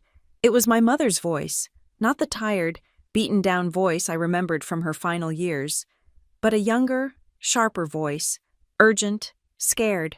I found the drafts. Dad, Celeste is changing the trust structure. She is working with the lawyers to create a bypass. She says you are too old to understand the new economy. The voice on the tape broke. She told me that if I don't leave, if I don't sign the NDA and walk away, she is going to go after Abigail. She said she will make sure Abigail never gets into a good school. She said she will poison every well in this state. I stared at the tape recorder. My mother hadn't been fired for greed. She hadn't left because she was ashamed. I am leaving to protect Abby. Dad, I am taking the settlement and I'm going to Kenosha. Please, don't try to find us. If you find us, she will hurt her. Just know that I didn't steal anything. I love you. The tape clicked off. The silence in the penthouse was absolute. I looked at Harlan. Tears were streaming down his face, silent and unashamed. I never got that tape, he said. I found it in my inbox the day after she left, but I was too angry to listen to it. I thought she was confessing to the theft. I threw it in the safe and locked it away. He looked at me. I listened to it 3 days ago. He said, after I met you. He stood up and walked over to me. He placed his hands on my shoulders. They didn't just steal my money, Abigail. They stole my time with you. They stole my chance to save her. I gripped the tape recorder so hard my knuckles turned white. My mother had sacrificed her life, her reputation, and her place in this family to protect me from Celeste. And Celeste had waited 20 years, and then she had come for me anyway. She had destroyed my career just to be thorough. I understood now. I wasn't just a granddaughter. I wasn't just an auditor. I was the evidence. My very existence was proof of their crimes. I was the living, breathing receipt for the debt they owed. Harlan took the dossier from the table. We are not just going to fire them, he said. His voice was no longer sad. It was terrifyingly calm. No, I said. I wiped my face, my eyes dry and hot. Firing is for employees. Harlan nodded. We are going to evict them from reality, he said. He handed me the dossier. Tomorrow is the board meeting, he said. I need you to prepare the final piece, the trigger clause. I looked at the cover of the file. I will write it tonight. I said. I walked to the door. I had the evidence. I had the tape. I had the rage of 3 generations of Taylor women burning in my chest. Abigail. Harlan called out. I stopped. You look like her, he said. I turned back. I know. I said. That is why they are going to lose. I walked out of the penthouse. I had work to do. I had to build a trap, and I had to make sure it was strong enough to hold the monsters that had eaten my family. The following morning, the atmosphere in the penthouse was not one of mourning, but of tactical precision. Harlan stood by the window. looking down at the city he had built. A city that his own family was trying to steal from him brick by brick. He did not look frail today. The slight stoop was gone. The tremor in his hand had vanished. "You think I did not know about the medical reports?" he asked, his back to me. He turned around. His eyes were clear, sharp, and terrifyingly lucid. "I saw the neurologist's report," I said, setting my coffee down. "The one that said you were losing executive function. I paid for that report," Harlan said, a dry smile touching his lips. "Not directly, of course. I simply allowed Celeste to choose the doctor, and then I gave the doctor exactly what he was looking for. I forgot names. I repeated stories. I let my hand shake when I signed the check." He walked over to his desk and picked up a heavy fountain pen. "People see what they want to see. Abigail, Celeste wants a senile old man because a senile old man is easy to rob. So, I gave her one." He sat down, spinning the pen between his fingers. "It is the oldest hunting trick in the world," he said softly. "You play dead. You let the vultures land. You let them get comfortable. You let them start taking bites, because only when they are eating are they too distracted to watch the sky." He opened a folder on his desk. Inside was a document I recognized. It was an addendum to the Silver Haven acquisition deal, a new clause that authorized an immediate release of $20 million in operational liquidity upon signing. I gasped. $20 million, if they get access to that, they will drain the accounts before we can stop them. "That is the bait," Harlan said. He tapped the paper. "I signed this yesterday, but I signed it with a condition. The funds are only released once the board of directors formally ratifies the new organizational chart, the one that names Brielle as CEO. I stared at him. "You are giving them the company no," he said, his voice dropping to a whisper. "I am giving them the rope." He leaned forward. "Celeste is cautious. She nibbles. She steals through vendor contracts and consulting fees because it is low risk. But $20 million, that is not a nibble. That is a feast. To get that money, she has to accelerate the timeline. She has to put Brielle on the throne now. She has to make a public declaration of power. And once they do that," I said, realizing the strategy, "once they formally take control, they inherit the liability." Harlan finished. "And more importantly, they expose themselves. They cannot claim it was a clerical error or a rogue employee. If Brielle accepts the CEO title to get the money, she accepts the fraud that comes with it." He sat back. "Who wants to wear the crown often forgets to ask what the crown is made of." He murmured, "It was a gamble, a massive, dangerous gamble. If we mistimed this, if we failed to spring the trap at the exact right moment, they would walk away with $20 million and the keys to the empire. But before I could dwell on the risk, my phone buzzed. It was a text from Brielle. "Meet me in the 4th floor break room. 10 mins. Private." I showed the screen to Harlan. "Go," he said. "Play the part. Be the poor cousin. Be the one who needs a favor." I went down to the 4th floor. The break room was empty, save for Brielle, who was standing by the espresso machine. She looked perfect, as always. Her hair was a sleek curtain of gold, her suit a sharp, aggressive white. She didn't look like a fraudster. She looked like a savior. "Hey, cuz," she said, flashing a smile that didn't reach her eyes. "Want a latte? This machine costs more than a Honda." "I am fine with water," I said, leaning against the counter. "What's up?" she sighed, a dramatic exhale of curated stress. "Look, things are moving fast. Abby, with this new liquidity clause which Grandpa finally signed, thank God we are going to be expanding, fast. I am going to be taking over the day-to-day operations as CEO next week." She paused for effect, waiting for me to be impressed. "Congratulations." I said, "That is big. It is huge," she corrected. "But here's the thing. When I move up, I need a team I can trust. Not these corporate drones who just want a paycheck. I need family." She stepped closer, her perfume something floral and expensive filling the space between us. "I know things have been rough for you. The firing, the money stuff. It sucks, but I want to help. I am building a special projects team. Logistics, back-end support. It is not glamorous, but it pays. 6 figures, Abby, plus benefits. She watched my face, looking for the hunger. She knew I was broke. She knew I was desperate. She was counting on it. All I need, she continued, her voice dropping, is for you to handle some of the messier paperwork, archiving, disposing of old vendor files. You know, cleaning house so we can start fresh. She wasn't offering me a job. She was offering me the role of the shredder. She wanted me to be the one to destroy the evidence of the shell companies. So if anyone ever asked, she could point the finger at the disgraced cousin who had a history of financial misconduct. I felt a flash of pure, hot rage, but I forced it down. I remembered Harlan's voice. Play dead. Let the vultures land. That sounds amazing. Brielle, I said, letting my shoulders slump in relief. You have no idea. I am 2 weeks away from losing my apartment. I know, she said, her smile widening. I know. We take care of our own. She reached into her purse and pulled out a keycard. This gives you access to the secure archives in the basement. Start tonight. Just organize the boxes labeled Apex and Trinity. Get them ready for long-term storage. She winked. Long-term storage meant the incinerator. I took the card. Thank you. Brielle, really, don't thank me, she said, patting my cheek. Just be loyal. That is the currency here. I walked out of the break room, the key card burning a hole in my pocket. She had just given me the keys to the burial ground. I spent the rest of the afternoon in the basement archives.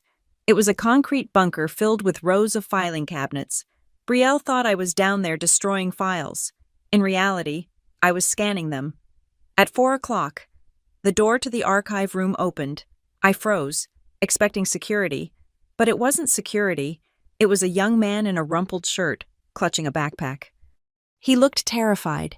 His name was Kevin, a junior accountant I had seen running coffee for Celeste. You are Abigail, right? He whispered, closing the door behind him. Yes, I said, standing up slowly. He looked around nervously, then walked over to me. He was shaking. I know who you are, he said. I know you got framed at Logistics 1. My cousin works in their IT department. He told me the logs were wiped externally. I stared at him. Why are you telling me this? Because they are going to do it to me, Kevin said, his voice cracking. Celeste made me sign off on the reconciliations for the Apex payments last month. She said it was just a formality. But I saw the news. I saw the restructuring memo. If this blows up, my signature is on the checks. He reached into his pocket and pulled out a small, silver USB drive. This is a backup, he said, of everything. The real ledgers, not the ones they show the board, the ones they keep on the encrypted server. I downloaded it before they locked me out this morning. He shoved the drive into my hand. I can't go to the police, he said. They will crush me. I have a kid. I can't afford lawyers. But you are family. Maybe you can stop them. He didn't wait for an answer. He turned and ran out of the room, leaving me alone in the silence of the archives. I looked at the USB drive. It was small, innocuous, but it weighed a ton. I went back up to the penthouse as the sun was setting. Harlan was waiting. I have it, I said, placing the USB drive on his desk next to the tape recorder, the real books, and Brielle just gave me access to the physical evidence she wants destroyed. Harlan picked up the drive. They are moving faster than I thought, he said. Brielle asked you to destroy files tonight. I said, she offered me a job, a 6-figure salary to be her professional scapegoat. Harlan's jaw tightened. She is not just greedy, he said. She is cruel. She wants to buy your soul with the money she stole from your inheritance. He stood up and walked to the window. The city lights were coming on. A sea of diamonds against the dark. We have enough, I said. We can go to the authorities now. We can stop the board meeting. No, Harlan said sharply. I looked at him, surprised. Why not? We have the proof. If we stop it now. It looks like a dispute, he said. It looks like a family squabble. Celeste will spin it. She will say I am confused. She will say you are a disgruntled employee blackmailing the family. She has the PR machine. She has the lawyers. She will bury this in court for 10 years. He turned to face me. We need them to commit the act. Abigail. We need Brielle to stand on that stage tomorrow night at the Winter Gala and accept the title. We need her to announce the acquisition. We need her to take the credit. Because once she takes the credit, he said, his voice hard as iron, she takes the handcuffs. I understood. It wasn't enough to catch them planning a crime. We had to let them execute it. We had to let them walk into the trap, close the door, and lock it from the inside. But the risk, I said, if they get that 20 million out, they won't. Harlan said, I have already spoken to the bank. The transfer requires a biometric authentication, my fingerprint, and tomorrow night, he smiled, a grim, determined expression. Tomorrow night, I will be there to give it to them, or so they think. He walked over to me. You need to go home. Abigail, get some sleep. Tomorrow is going to be the longest day of your life. I nodded. I picked up the USB drive. What about this? I asked. Keep it, he said. That is your insurance. If anything happens to me, if I don't make it to that stage, you release it. You burn it all down. I put the drive in my pocket. It felt warm against my hip. I left the building and walked out into the cold night. The wind was howling, whipping snow around the plaza. I saw the banner for the upcoming gala hanging from the lampposts. The Caldwell Legacy. A new era. I walked to my car. I sat in the driver's seat and held the steering wheel. My hands shaking. I wasn't just fighting for a job anymore. I wasn't just fighting for money. I was fighting for the truth. I thought about my mother, dying without ever hearing her father say he loved her. I thought about the years of silence, the returned letters, the cold shoulder at family funerals. They thought they were writing a story about a glorious succession. They thought they were writing a story about a senile king and a golden queen. I gripped the USB drive in my pocket. They were wrong. They were writing a tragedy, and I was the editor who was about to publish the final draft. I started the car. The engine roared to life, a defiant sound in the quiet snow. Let them have their party. I whispered to the empty car. Let them wear their crowns. Tomorrow, the bill comes due. The morning of the gala did not dawn. It simply grayed. The sky over Milwaukee was the color of a bruise, heavy with unfallen snow and the pressure of a storm that refused to break. My phone started buzzing at 6 a.m. It wasn't the alarm. It was the family. The first message was from Uncle Jerry's wife, Aunt Linda. I cannot believe you are trying to extort money from your own grandfather. After everything Celeste has done for you, you should be ashamed. The second was from a cousin I hadn't spoken to in 5 years. Heard you are back in the picture looking for a payout. Classic Taylor move. Stay away from the party tonight. The rumors were spreading like a virus in a sealed room, somewhere between the dinner party and sunrise. Celeste had spun the narrative. I wasn't the quiet, hard-working granddaughter anymore. I was the gold digger. I was the estranged, desperate failure who had crawled back to manipulate a senile old man. I sat on the edge of my bed in my cold apartment, reading the messages. My chest felt tight, that familiar crushing weight of not belonging. For a moment, I wanted to text back. I wanted to scream, I am trying to save you. I wanted to send them the PDF of the forged signatures, but I didn't. Silence was the only shield I had left. At 8:30, a courier knocked on my door. He handed me a thick envelope with the logo of Thorne Associates Celeste's divorce lawyer, the same man who owned the medical supply vendor. I opened it at my kitchen table. It was a cease and desist letter. Unauthorized access to confidential proprietary information.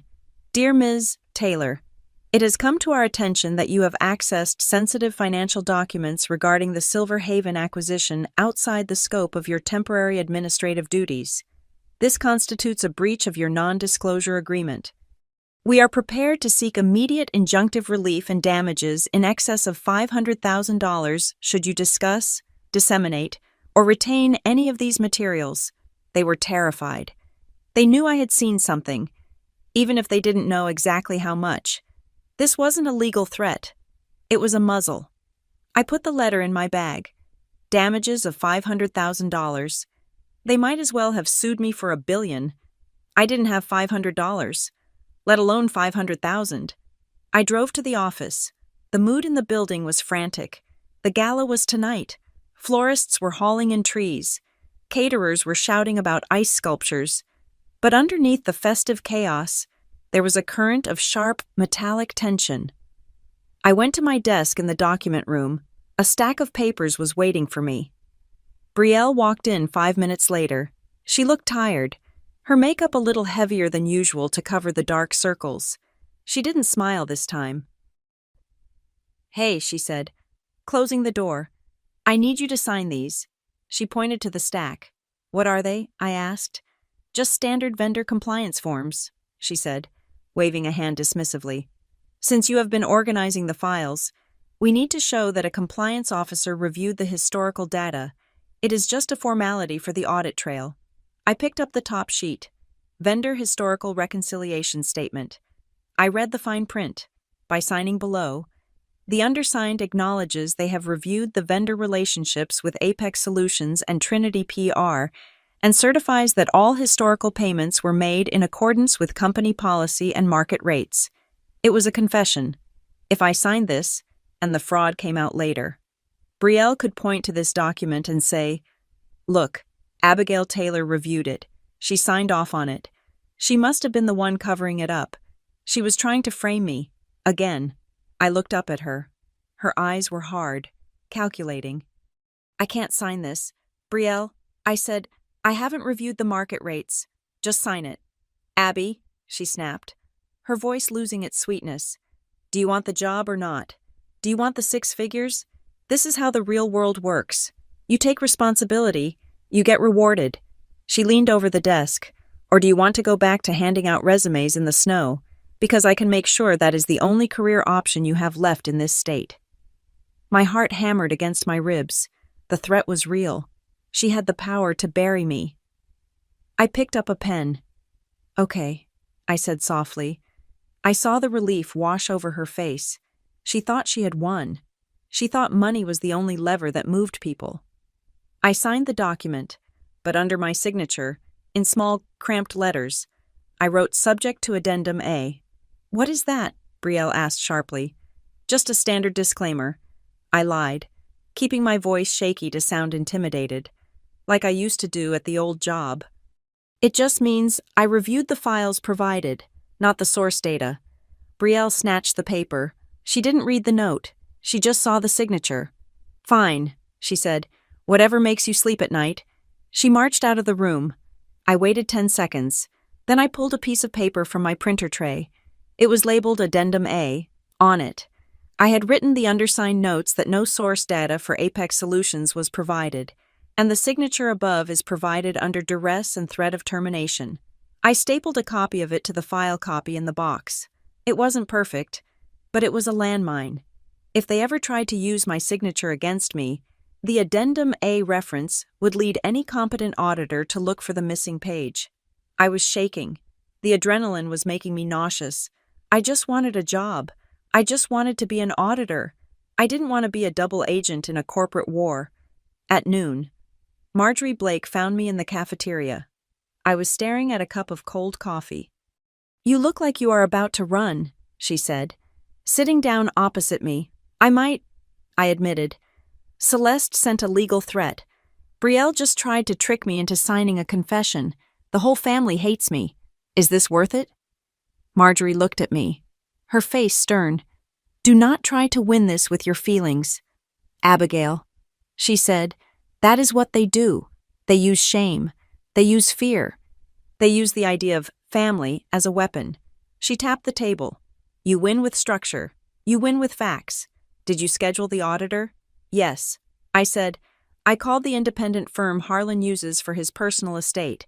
I told them the board requested a surprise spot check of the Silver Haven accounts to coincide with the acquisition announcement tonight, and they will be there at 7 o'clock. I said, just as Brielle takes the stage. "Good," Marjorie said. "But there is a problem. What Harlan is gone," she said. My blood ran cold. "What do you mean? Gone?" "He was taken to the hospital an hour ago," she said. "An emergency checkup. Celeste called the ambulance. She claimed he was disoriented and aggressive." I stood up. "They are removing him from the board meeting. If he is not there to vote, They can push the CEO appointment through without his biometric signature. They can override the bank lock. Marjorie nodded. And they are updating his medical file right now. By tonight, there will be a doctor's note saying he is incapacitated. I have to go to the hospital. I said, "You can't." Marjorie said, "You are not next of kin. They won't let you in." "Then what do we do?" I asked, panic rising in my throat. Marjorie slid a phone across the table. "He called me before they took him," she said. "He knew they were coming. He said to give you this." I picked up the phone. There was a text message draft open. "If I am not on the stage does not matter. Go to the vault, the big one. The code is your birthday." I stared at the message. The vault. Harlan didn't mean the small safe in his office. He meant the main family vault in the basement, the one that held the original deeds, the stock certificates, and the legacy documents. Why would he send me there? I left Marjorie and ran to the elevators. I took the service car down to the sub-basement. The air down here was cold and smelled of damp concrete.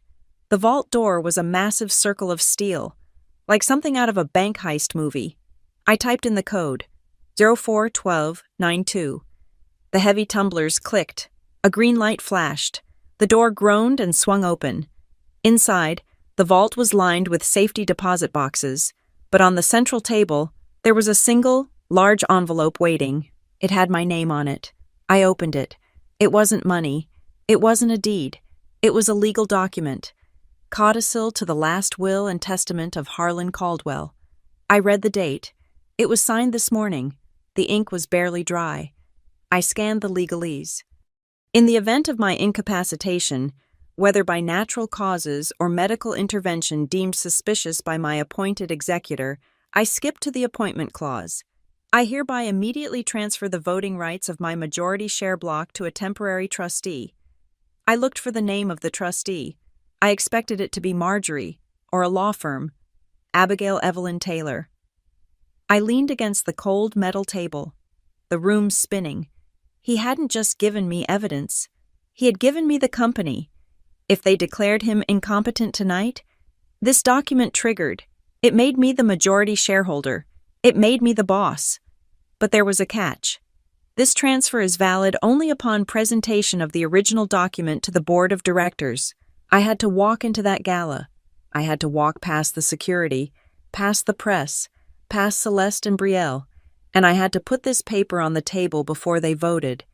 My phone rang. It was an unknown number. I answered it. "Ms. Taylor," a voice asked. "This is Frank from the Milwaukee Sentinel. We just received an anonymous tip regarding a fraud investigation involving you and a charity fund. Is it true you are being investigated for embezzlement at your previous employer, the smear campaign? They weren't just threatening me legally. They were destroying me publicly. They were planting the story so that when I walked into that room, no one would see a shareholder. They would see a criminal. I did not embezzle anything." I said, my voice shaking. "The source claims to have ET logs."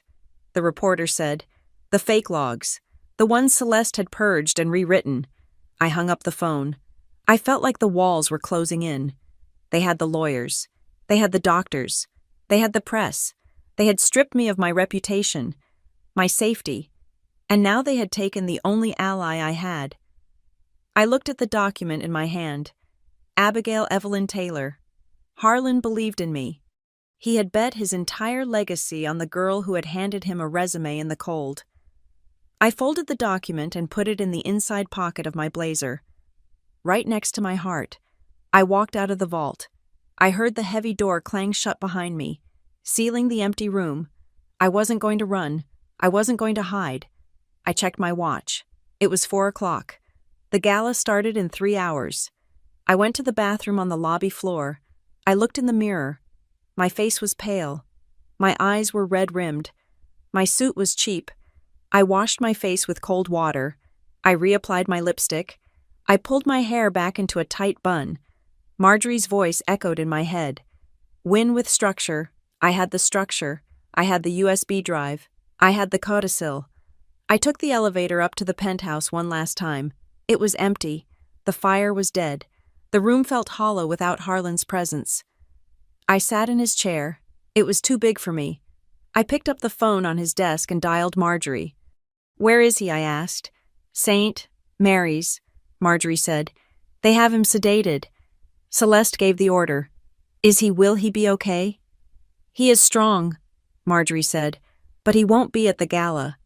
It is all on you." "Abigail." I took a deep breath. I found the codicil. I said, "Good," Marjorie said. "Now, listen to me. They will try to stop you at the door. They have your name on the blacklist." "I know." I said. "You need to walk in with the auditors," she said. "They cannot stop the independent audit team. Carry their bags if you have to. Just get in that room." I hung up. I looked out at the city. The snow was falling harder now, turning Milwaukee into a white blur. Somewhere out there, Brielle was getting her hair done. Celeste was practicing her victory speech. They thought they had removed the king from the board. They thought the game was over.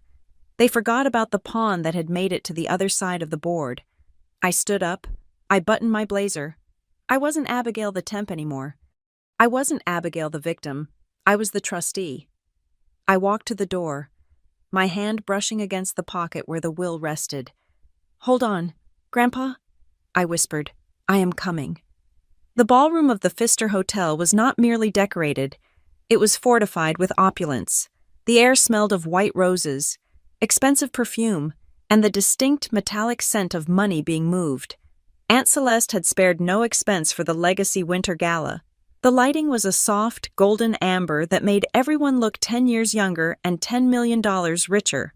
A string quartet played Debussy in the corner, their music floating over the heads of Milwaukee's elite senators, investors, tech magnates, and the board members of the Caldwell Trust.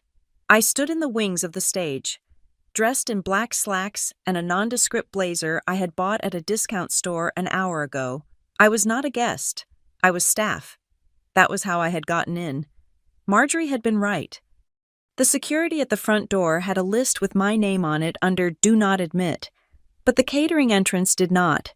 I had walked in carrying a crate of champagne glasses, my head down, my temp badge clipped to my lapel.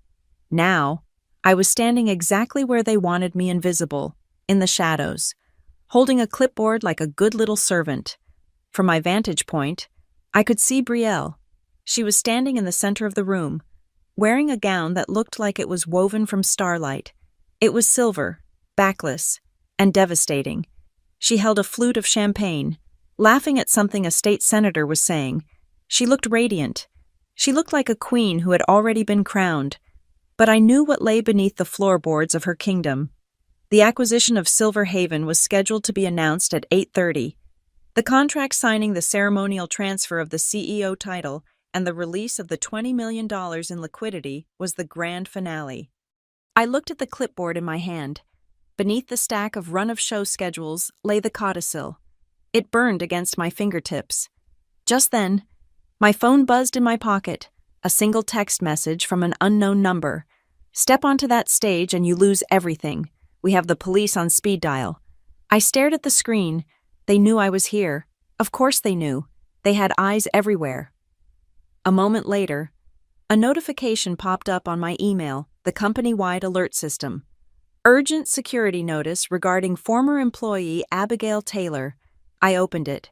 It was a forwarded investigation report from my old logistics firm, detailing my supposed theft of $12,000. But they had added new details. They claimed I had a gambling addiction. They claimed I was mentally unstable.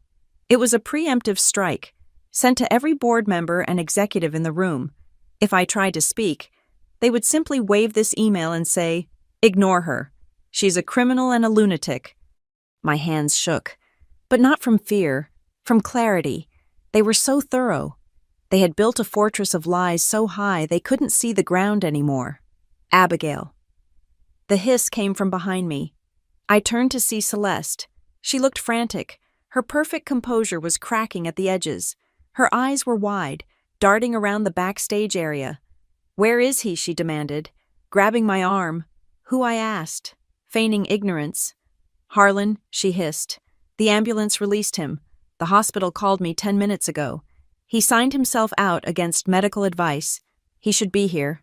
She looked at her watch. a diamond-encrusted piece that caught the stage lights. "We are on in 15 minutes.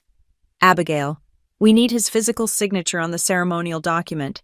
The biometric override is fine for the bank, but the press needs a photo of him handing the pen to Brielle. It is the optics. She was not worried about his health. She was worried about the photo op. I don't know where he is." "Celeste," I said calmly. "Maybe he got lost. You did tell everyone his mind was going." Her eyes narrowed. She leaned in close, her breath smelling of mints and panic. "Do not get smart with me, you little charity case. If he ruins this night, I swear to God, I will make sure you are homeless by tomorrow morning. Go find him. Check the VIP entrance. Now." She shoved me toward the corridor. I walked away. But I did not go to the VIP entrance. I went to the green room. Brielle was there, sitting in front of a lighted vanity mirror, touching up her lipstick. The room was filled with flowers, congratulatory bouquets from vendors who didn't know they were part of a money laundering scheme. She saw me in the mirror. She didn't turn around. "You made it," she said. "I am helping with the run of show," I said, standing in the doorway. Brielle capped her lipstick. She picked up a diamond earring and began to screw it into place. "You know, Abby," she said, her voice conversational, almost bored. "I almost feel bad for you." "Why is that?" I asked. "Because you actually think you are part of this," she said. "You think because you found a few files, or because Grandpa gave you a job, that you matter?" She turned around on the swivel chair. The silver dress shimmered like armor. "But you don't matter," she said softly. "You are a detail, a footnote. Tonight is about legacy. It is about continuity. The board doesn't care about the accounting. They care about the stock price. And I look like the stock price. She looked me up and down, sneering at my discount blazer. "You look like a liability." She stood up and walked over to me. She was taller in her heels, looming over me. I saw the email Celeste sent out. Brielle whispered, "The one about your gambling problem." "I don't have a gambling problem." "Brielle, does it matter?" she asked. "Once it is in the inbox, it is true. That is the power we have. We write the truth." She reached out and adjusted my collar, a gesture of mocking intimacy. "I don't need you to exist, Abigail. I need you to disappear. So, after tonight, take the 50,000, take the hint, go away. Or the next email won't be about gambling. It will be about something much worse." She patted my cheek, cold and hard. "Now, be a good assistant and get me a water. I have a speech to give." She turned and swept out of the room, leaving a trail of cold air in her wake. I stood there for a moment in the silence of the green room. I don't need you to exist. That was it. That was the core of it. To them, I wasn't a person. I was an inconvenience, a smudge on the lens that needed to be wiped away so the picture would be perfect. I looked at myself in the mirror. I didn't see a liability. I saw the daughter of Evelyn Taylor. I saw the granddaughter of Harlan Caldwell. And I saw the person holding the detonator. I reached into my bag and pulled out the thick manila envelope I had prepared for Marjorie.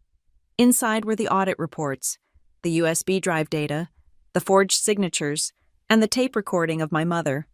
I walked out of the green room. In the hallway, I ran into a man in a dark suit. He was holding a briefcase. I recognized him. He was the lead partner from the independent audit firm I had scheduled. "Ms. Taylor?" he asked. "Yes," I said. "We are ready," he said. "We have the preliminary findings. It is not good." I handed him the envelope. "Add this to your file," I said. "And when the time comes, don't hesitate." He nodded. Taking the envelope, he looked nervous. He knew he was about to decapitate a dynasty. I walked back to the wings of the stage. The lights in the ballroom were dimming. The murmur of the crowd died down. A spotlight hit the podium. The master of ceremonies, a local news anchor with a voice like warm syrup, stepped up to the microphone. "Ladies and gentlemen, distinguished guests, members of the board," he boomed.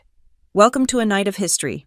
Tonight, we celebrate not just the success of the past, but the promise of the future."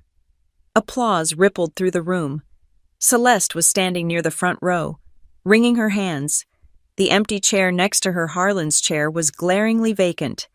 Please welcome to the stage the woman who will lead the Caldwell Trust into the next century, Ms. Brielle Caldwell. The music swelled something triumphant and orchestral. Brielle walked onto the stage. She moved with practiced grace, waving to the crowd, soaking in the adoration. She looked every inch the CEO. She stepped to the podium. "Thank you," she said, her voice trembling with manufactured emotion. "Thank you all. Standing here tonight, I am reminded of the values that built this family: integrity, vision, compassion. I watched from the shadows. Integrity." She said the word without blinking.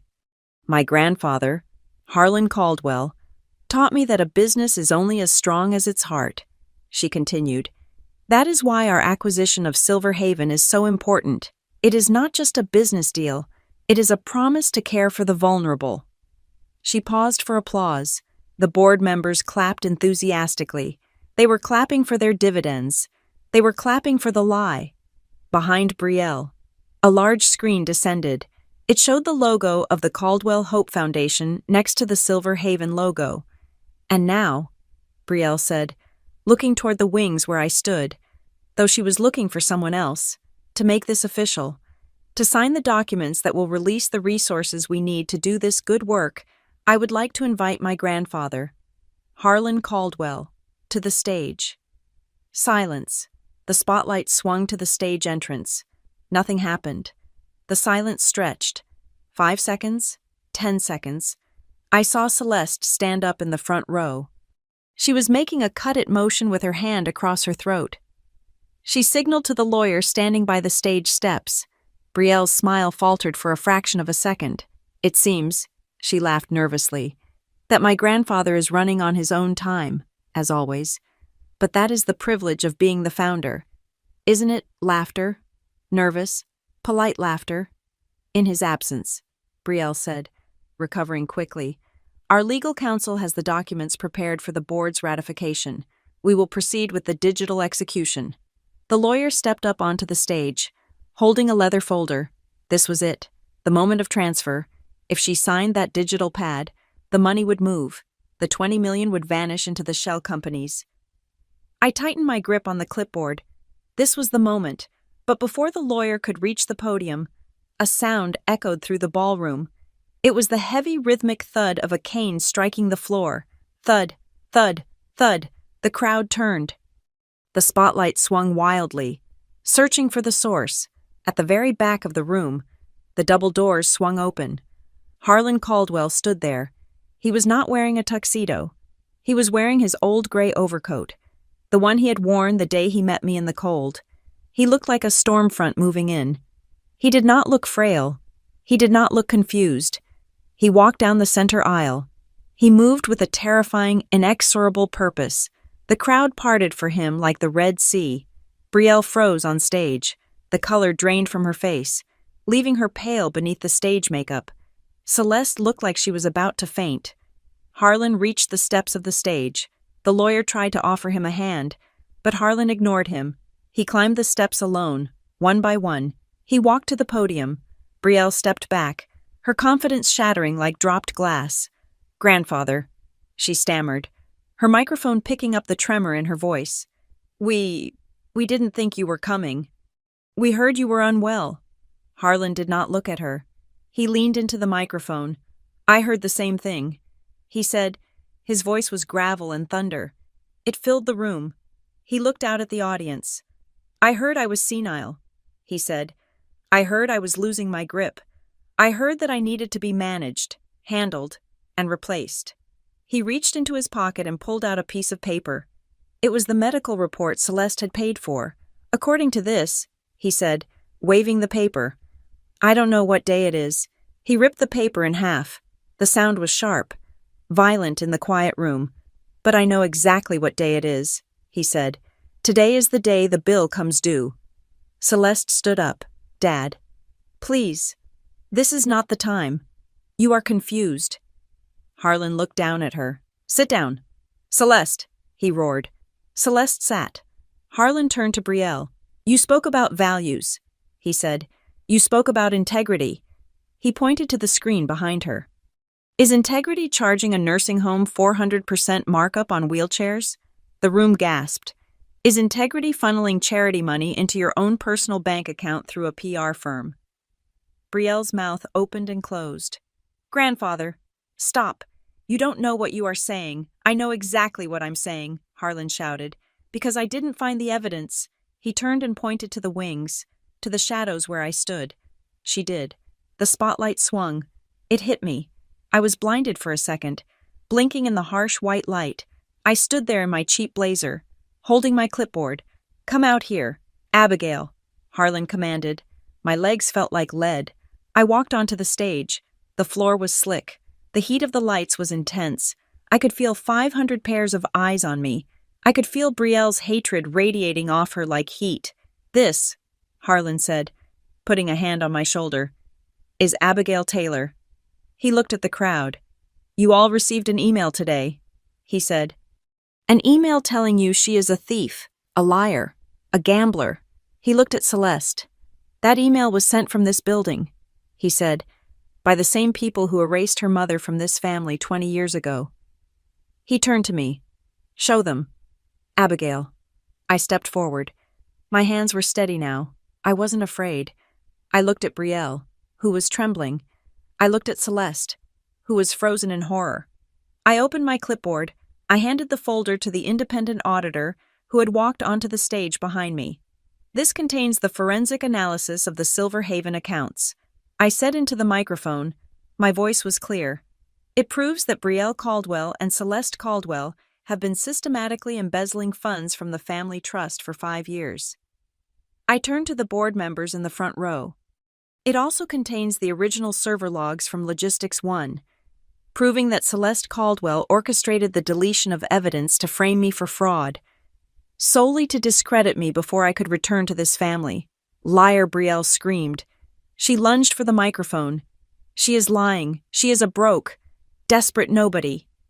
Harlan caught Brielle's wrist. He didn't squeeze. He just held it. She is not a nobody, Harlan said softly. He reached into his coat pocket and pulled out a resume. It was crumpled. It was water-stained.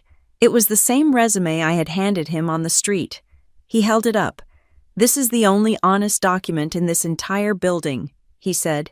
He looked at me, and then at the crowd.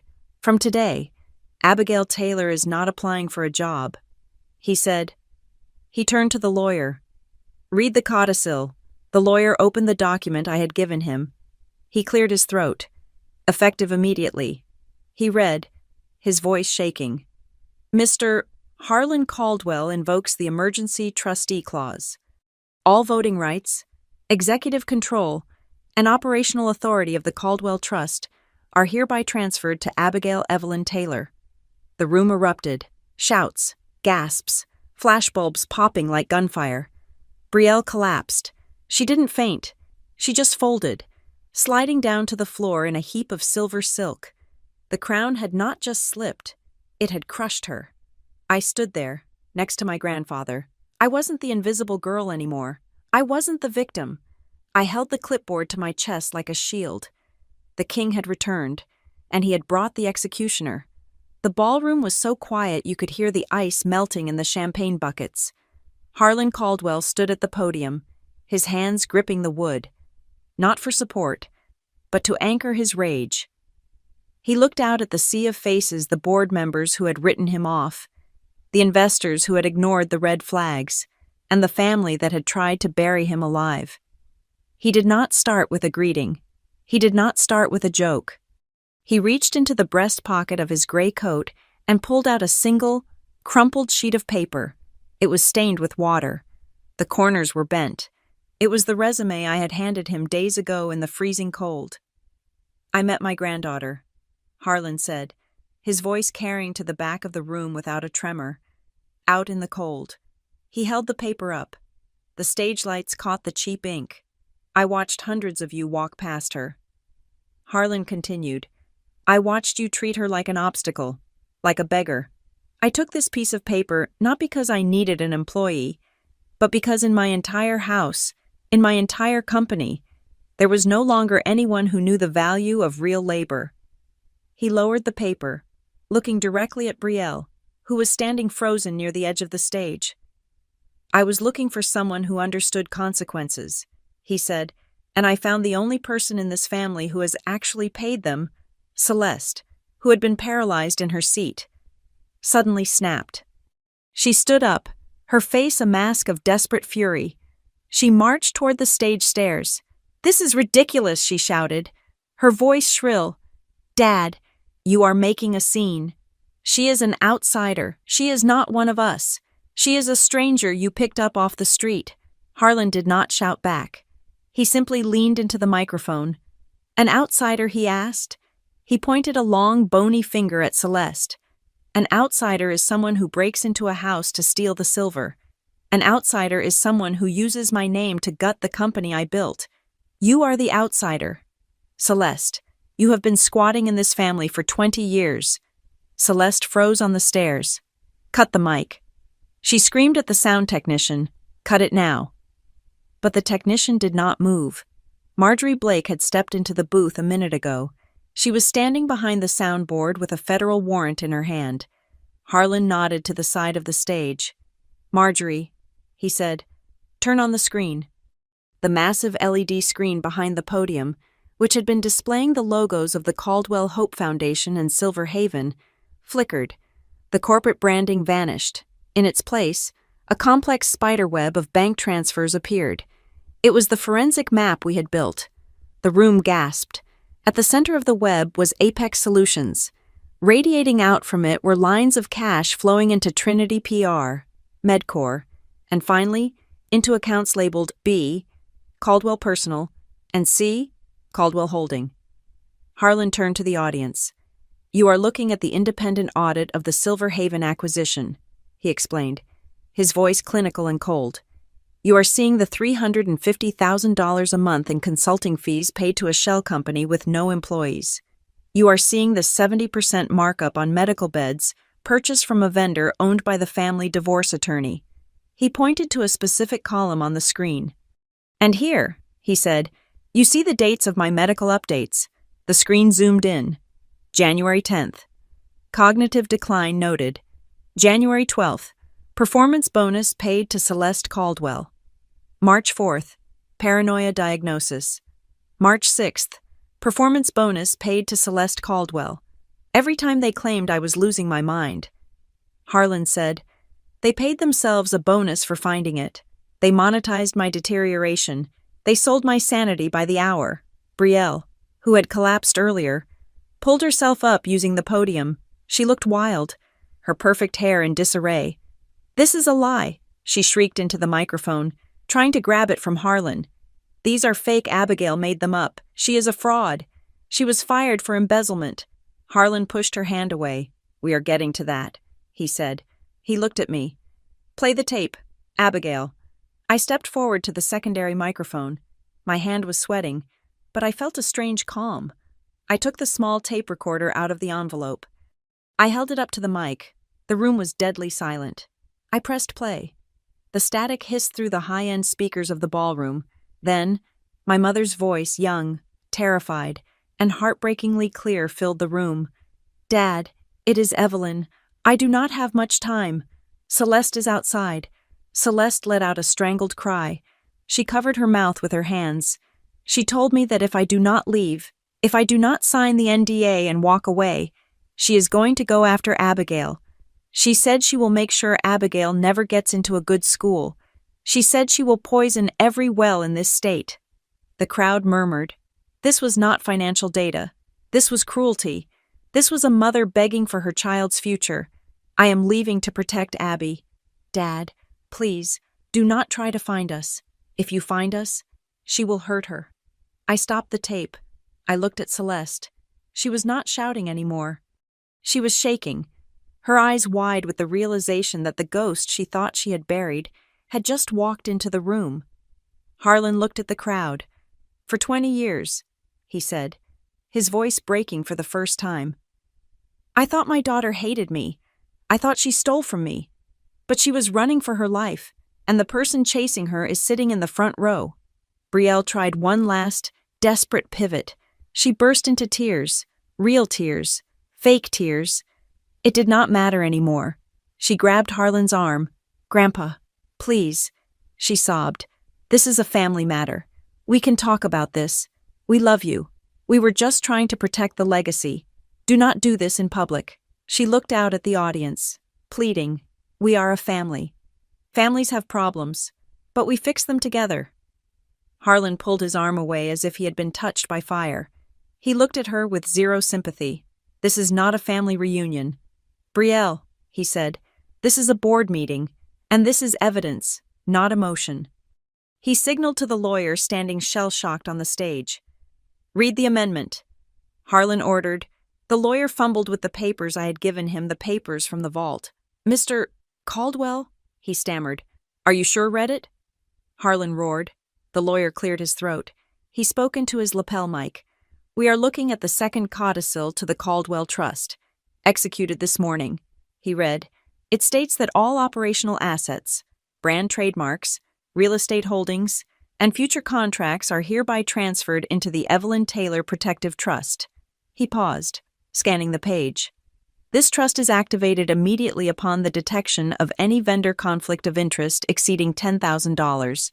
The room went quiet as the implications sank in. Harlan turned to Brielle. "You wanted to be CEO," he said. "You wanted the crown." He gestured to the ballroom, to the banners, to the logos. "Congratulations. You are the CEO of Caldwell Family Office, LLC. Brielle looked confused. "But what does that mean?" "It means you are the CEO of an empty shell," Harlan said. "The buildings, they belong to the trust. The money, it is in the trust. The contracts, the trust owns them." He smiled, a cold, hard expression. "You have the title, Brielle, but Abigail has the keys. You can run the company, but you will have to pay rent to do it, and I have a feeling the rent is going to be very, very high." Celeste screamed. It was a primal sound of pure loss. She understood. She knew exactly what a protective trust did. It stripped the operating company of everything valuable and locked it away where creditors and fraudsters could not touch it. They had stolen the car. But Harlan had just removed the engine, the wheels, and the gas. At that moment, the back doors opened again. This time, it was not a dramatic entrance. It was 4 men in dark suits. They were not hotel security. They wore the blue windbreakers of the State Financial Crimes Division. They did not run. They walked down the aisle with the terrifying patience of the law.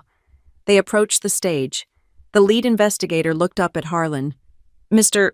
Caldwell," he asked, "we received a dossier regarding a fraud scheme involving the Silver Haven acquisition." Harlan pointed to me. "My trustee has the files," he said. I walked to the edge of the stage. I handed the investigator the thick envelope, the audit, the forged signatures, the logs from Logistics 1. "Everything is there," I said, "including the identity theft of the donor list." The investigator took the file. He looked at Celeste, then at Brielle. "Celeste Caldwell. Brielle Caldwell." He said, "We need you to come with us for questioning regarding wire fraud and elder abuse." The room erupted in flashes. The press, who had been invited to cover a coronation, were now broadcasting a collapse. Brielle tried to run backstage, but 2 officers were waiting in the wings. Celeste simply sat down on the stairs, putting her head in her hands. The board members began to shout. Motion to suspend, someone yelled. Freezing all voting, yelled another. It was chaos. It was ruin. But on the stage, in the center of the storm, it was quiet. Harlan turned to me. The rage had left his face, replaced by a deep, weary peace. He reached out and took my hand. His grip was warm. "You did it," he whispered. "We did it," I said. He turned back to the microphone one last time. The room quieted down, waiting for the final word from the lion in winter. Harlan looked at the resumes still scattered on the podium, the symbol of where this had all begun. He looked at the empty spot where Brielle had stood, and then he looked at me. He spoke clearly, for the record, and for history. "From today," he said, his voice echoing in the rafters, "Abigail Taylor is not applying for a job." He placed his hand on my shoulder. "She is the keeper of the truth. And she is the only one here who cannot be bought." He let go of the mic. It fed back with a high-pitched whine, signaling the end of the broadcast, the end of the lie, and the beginning of my life.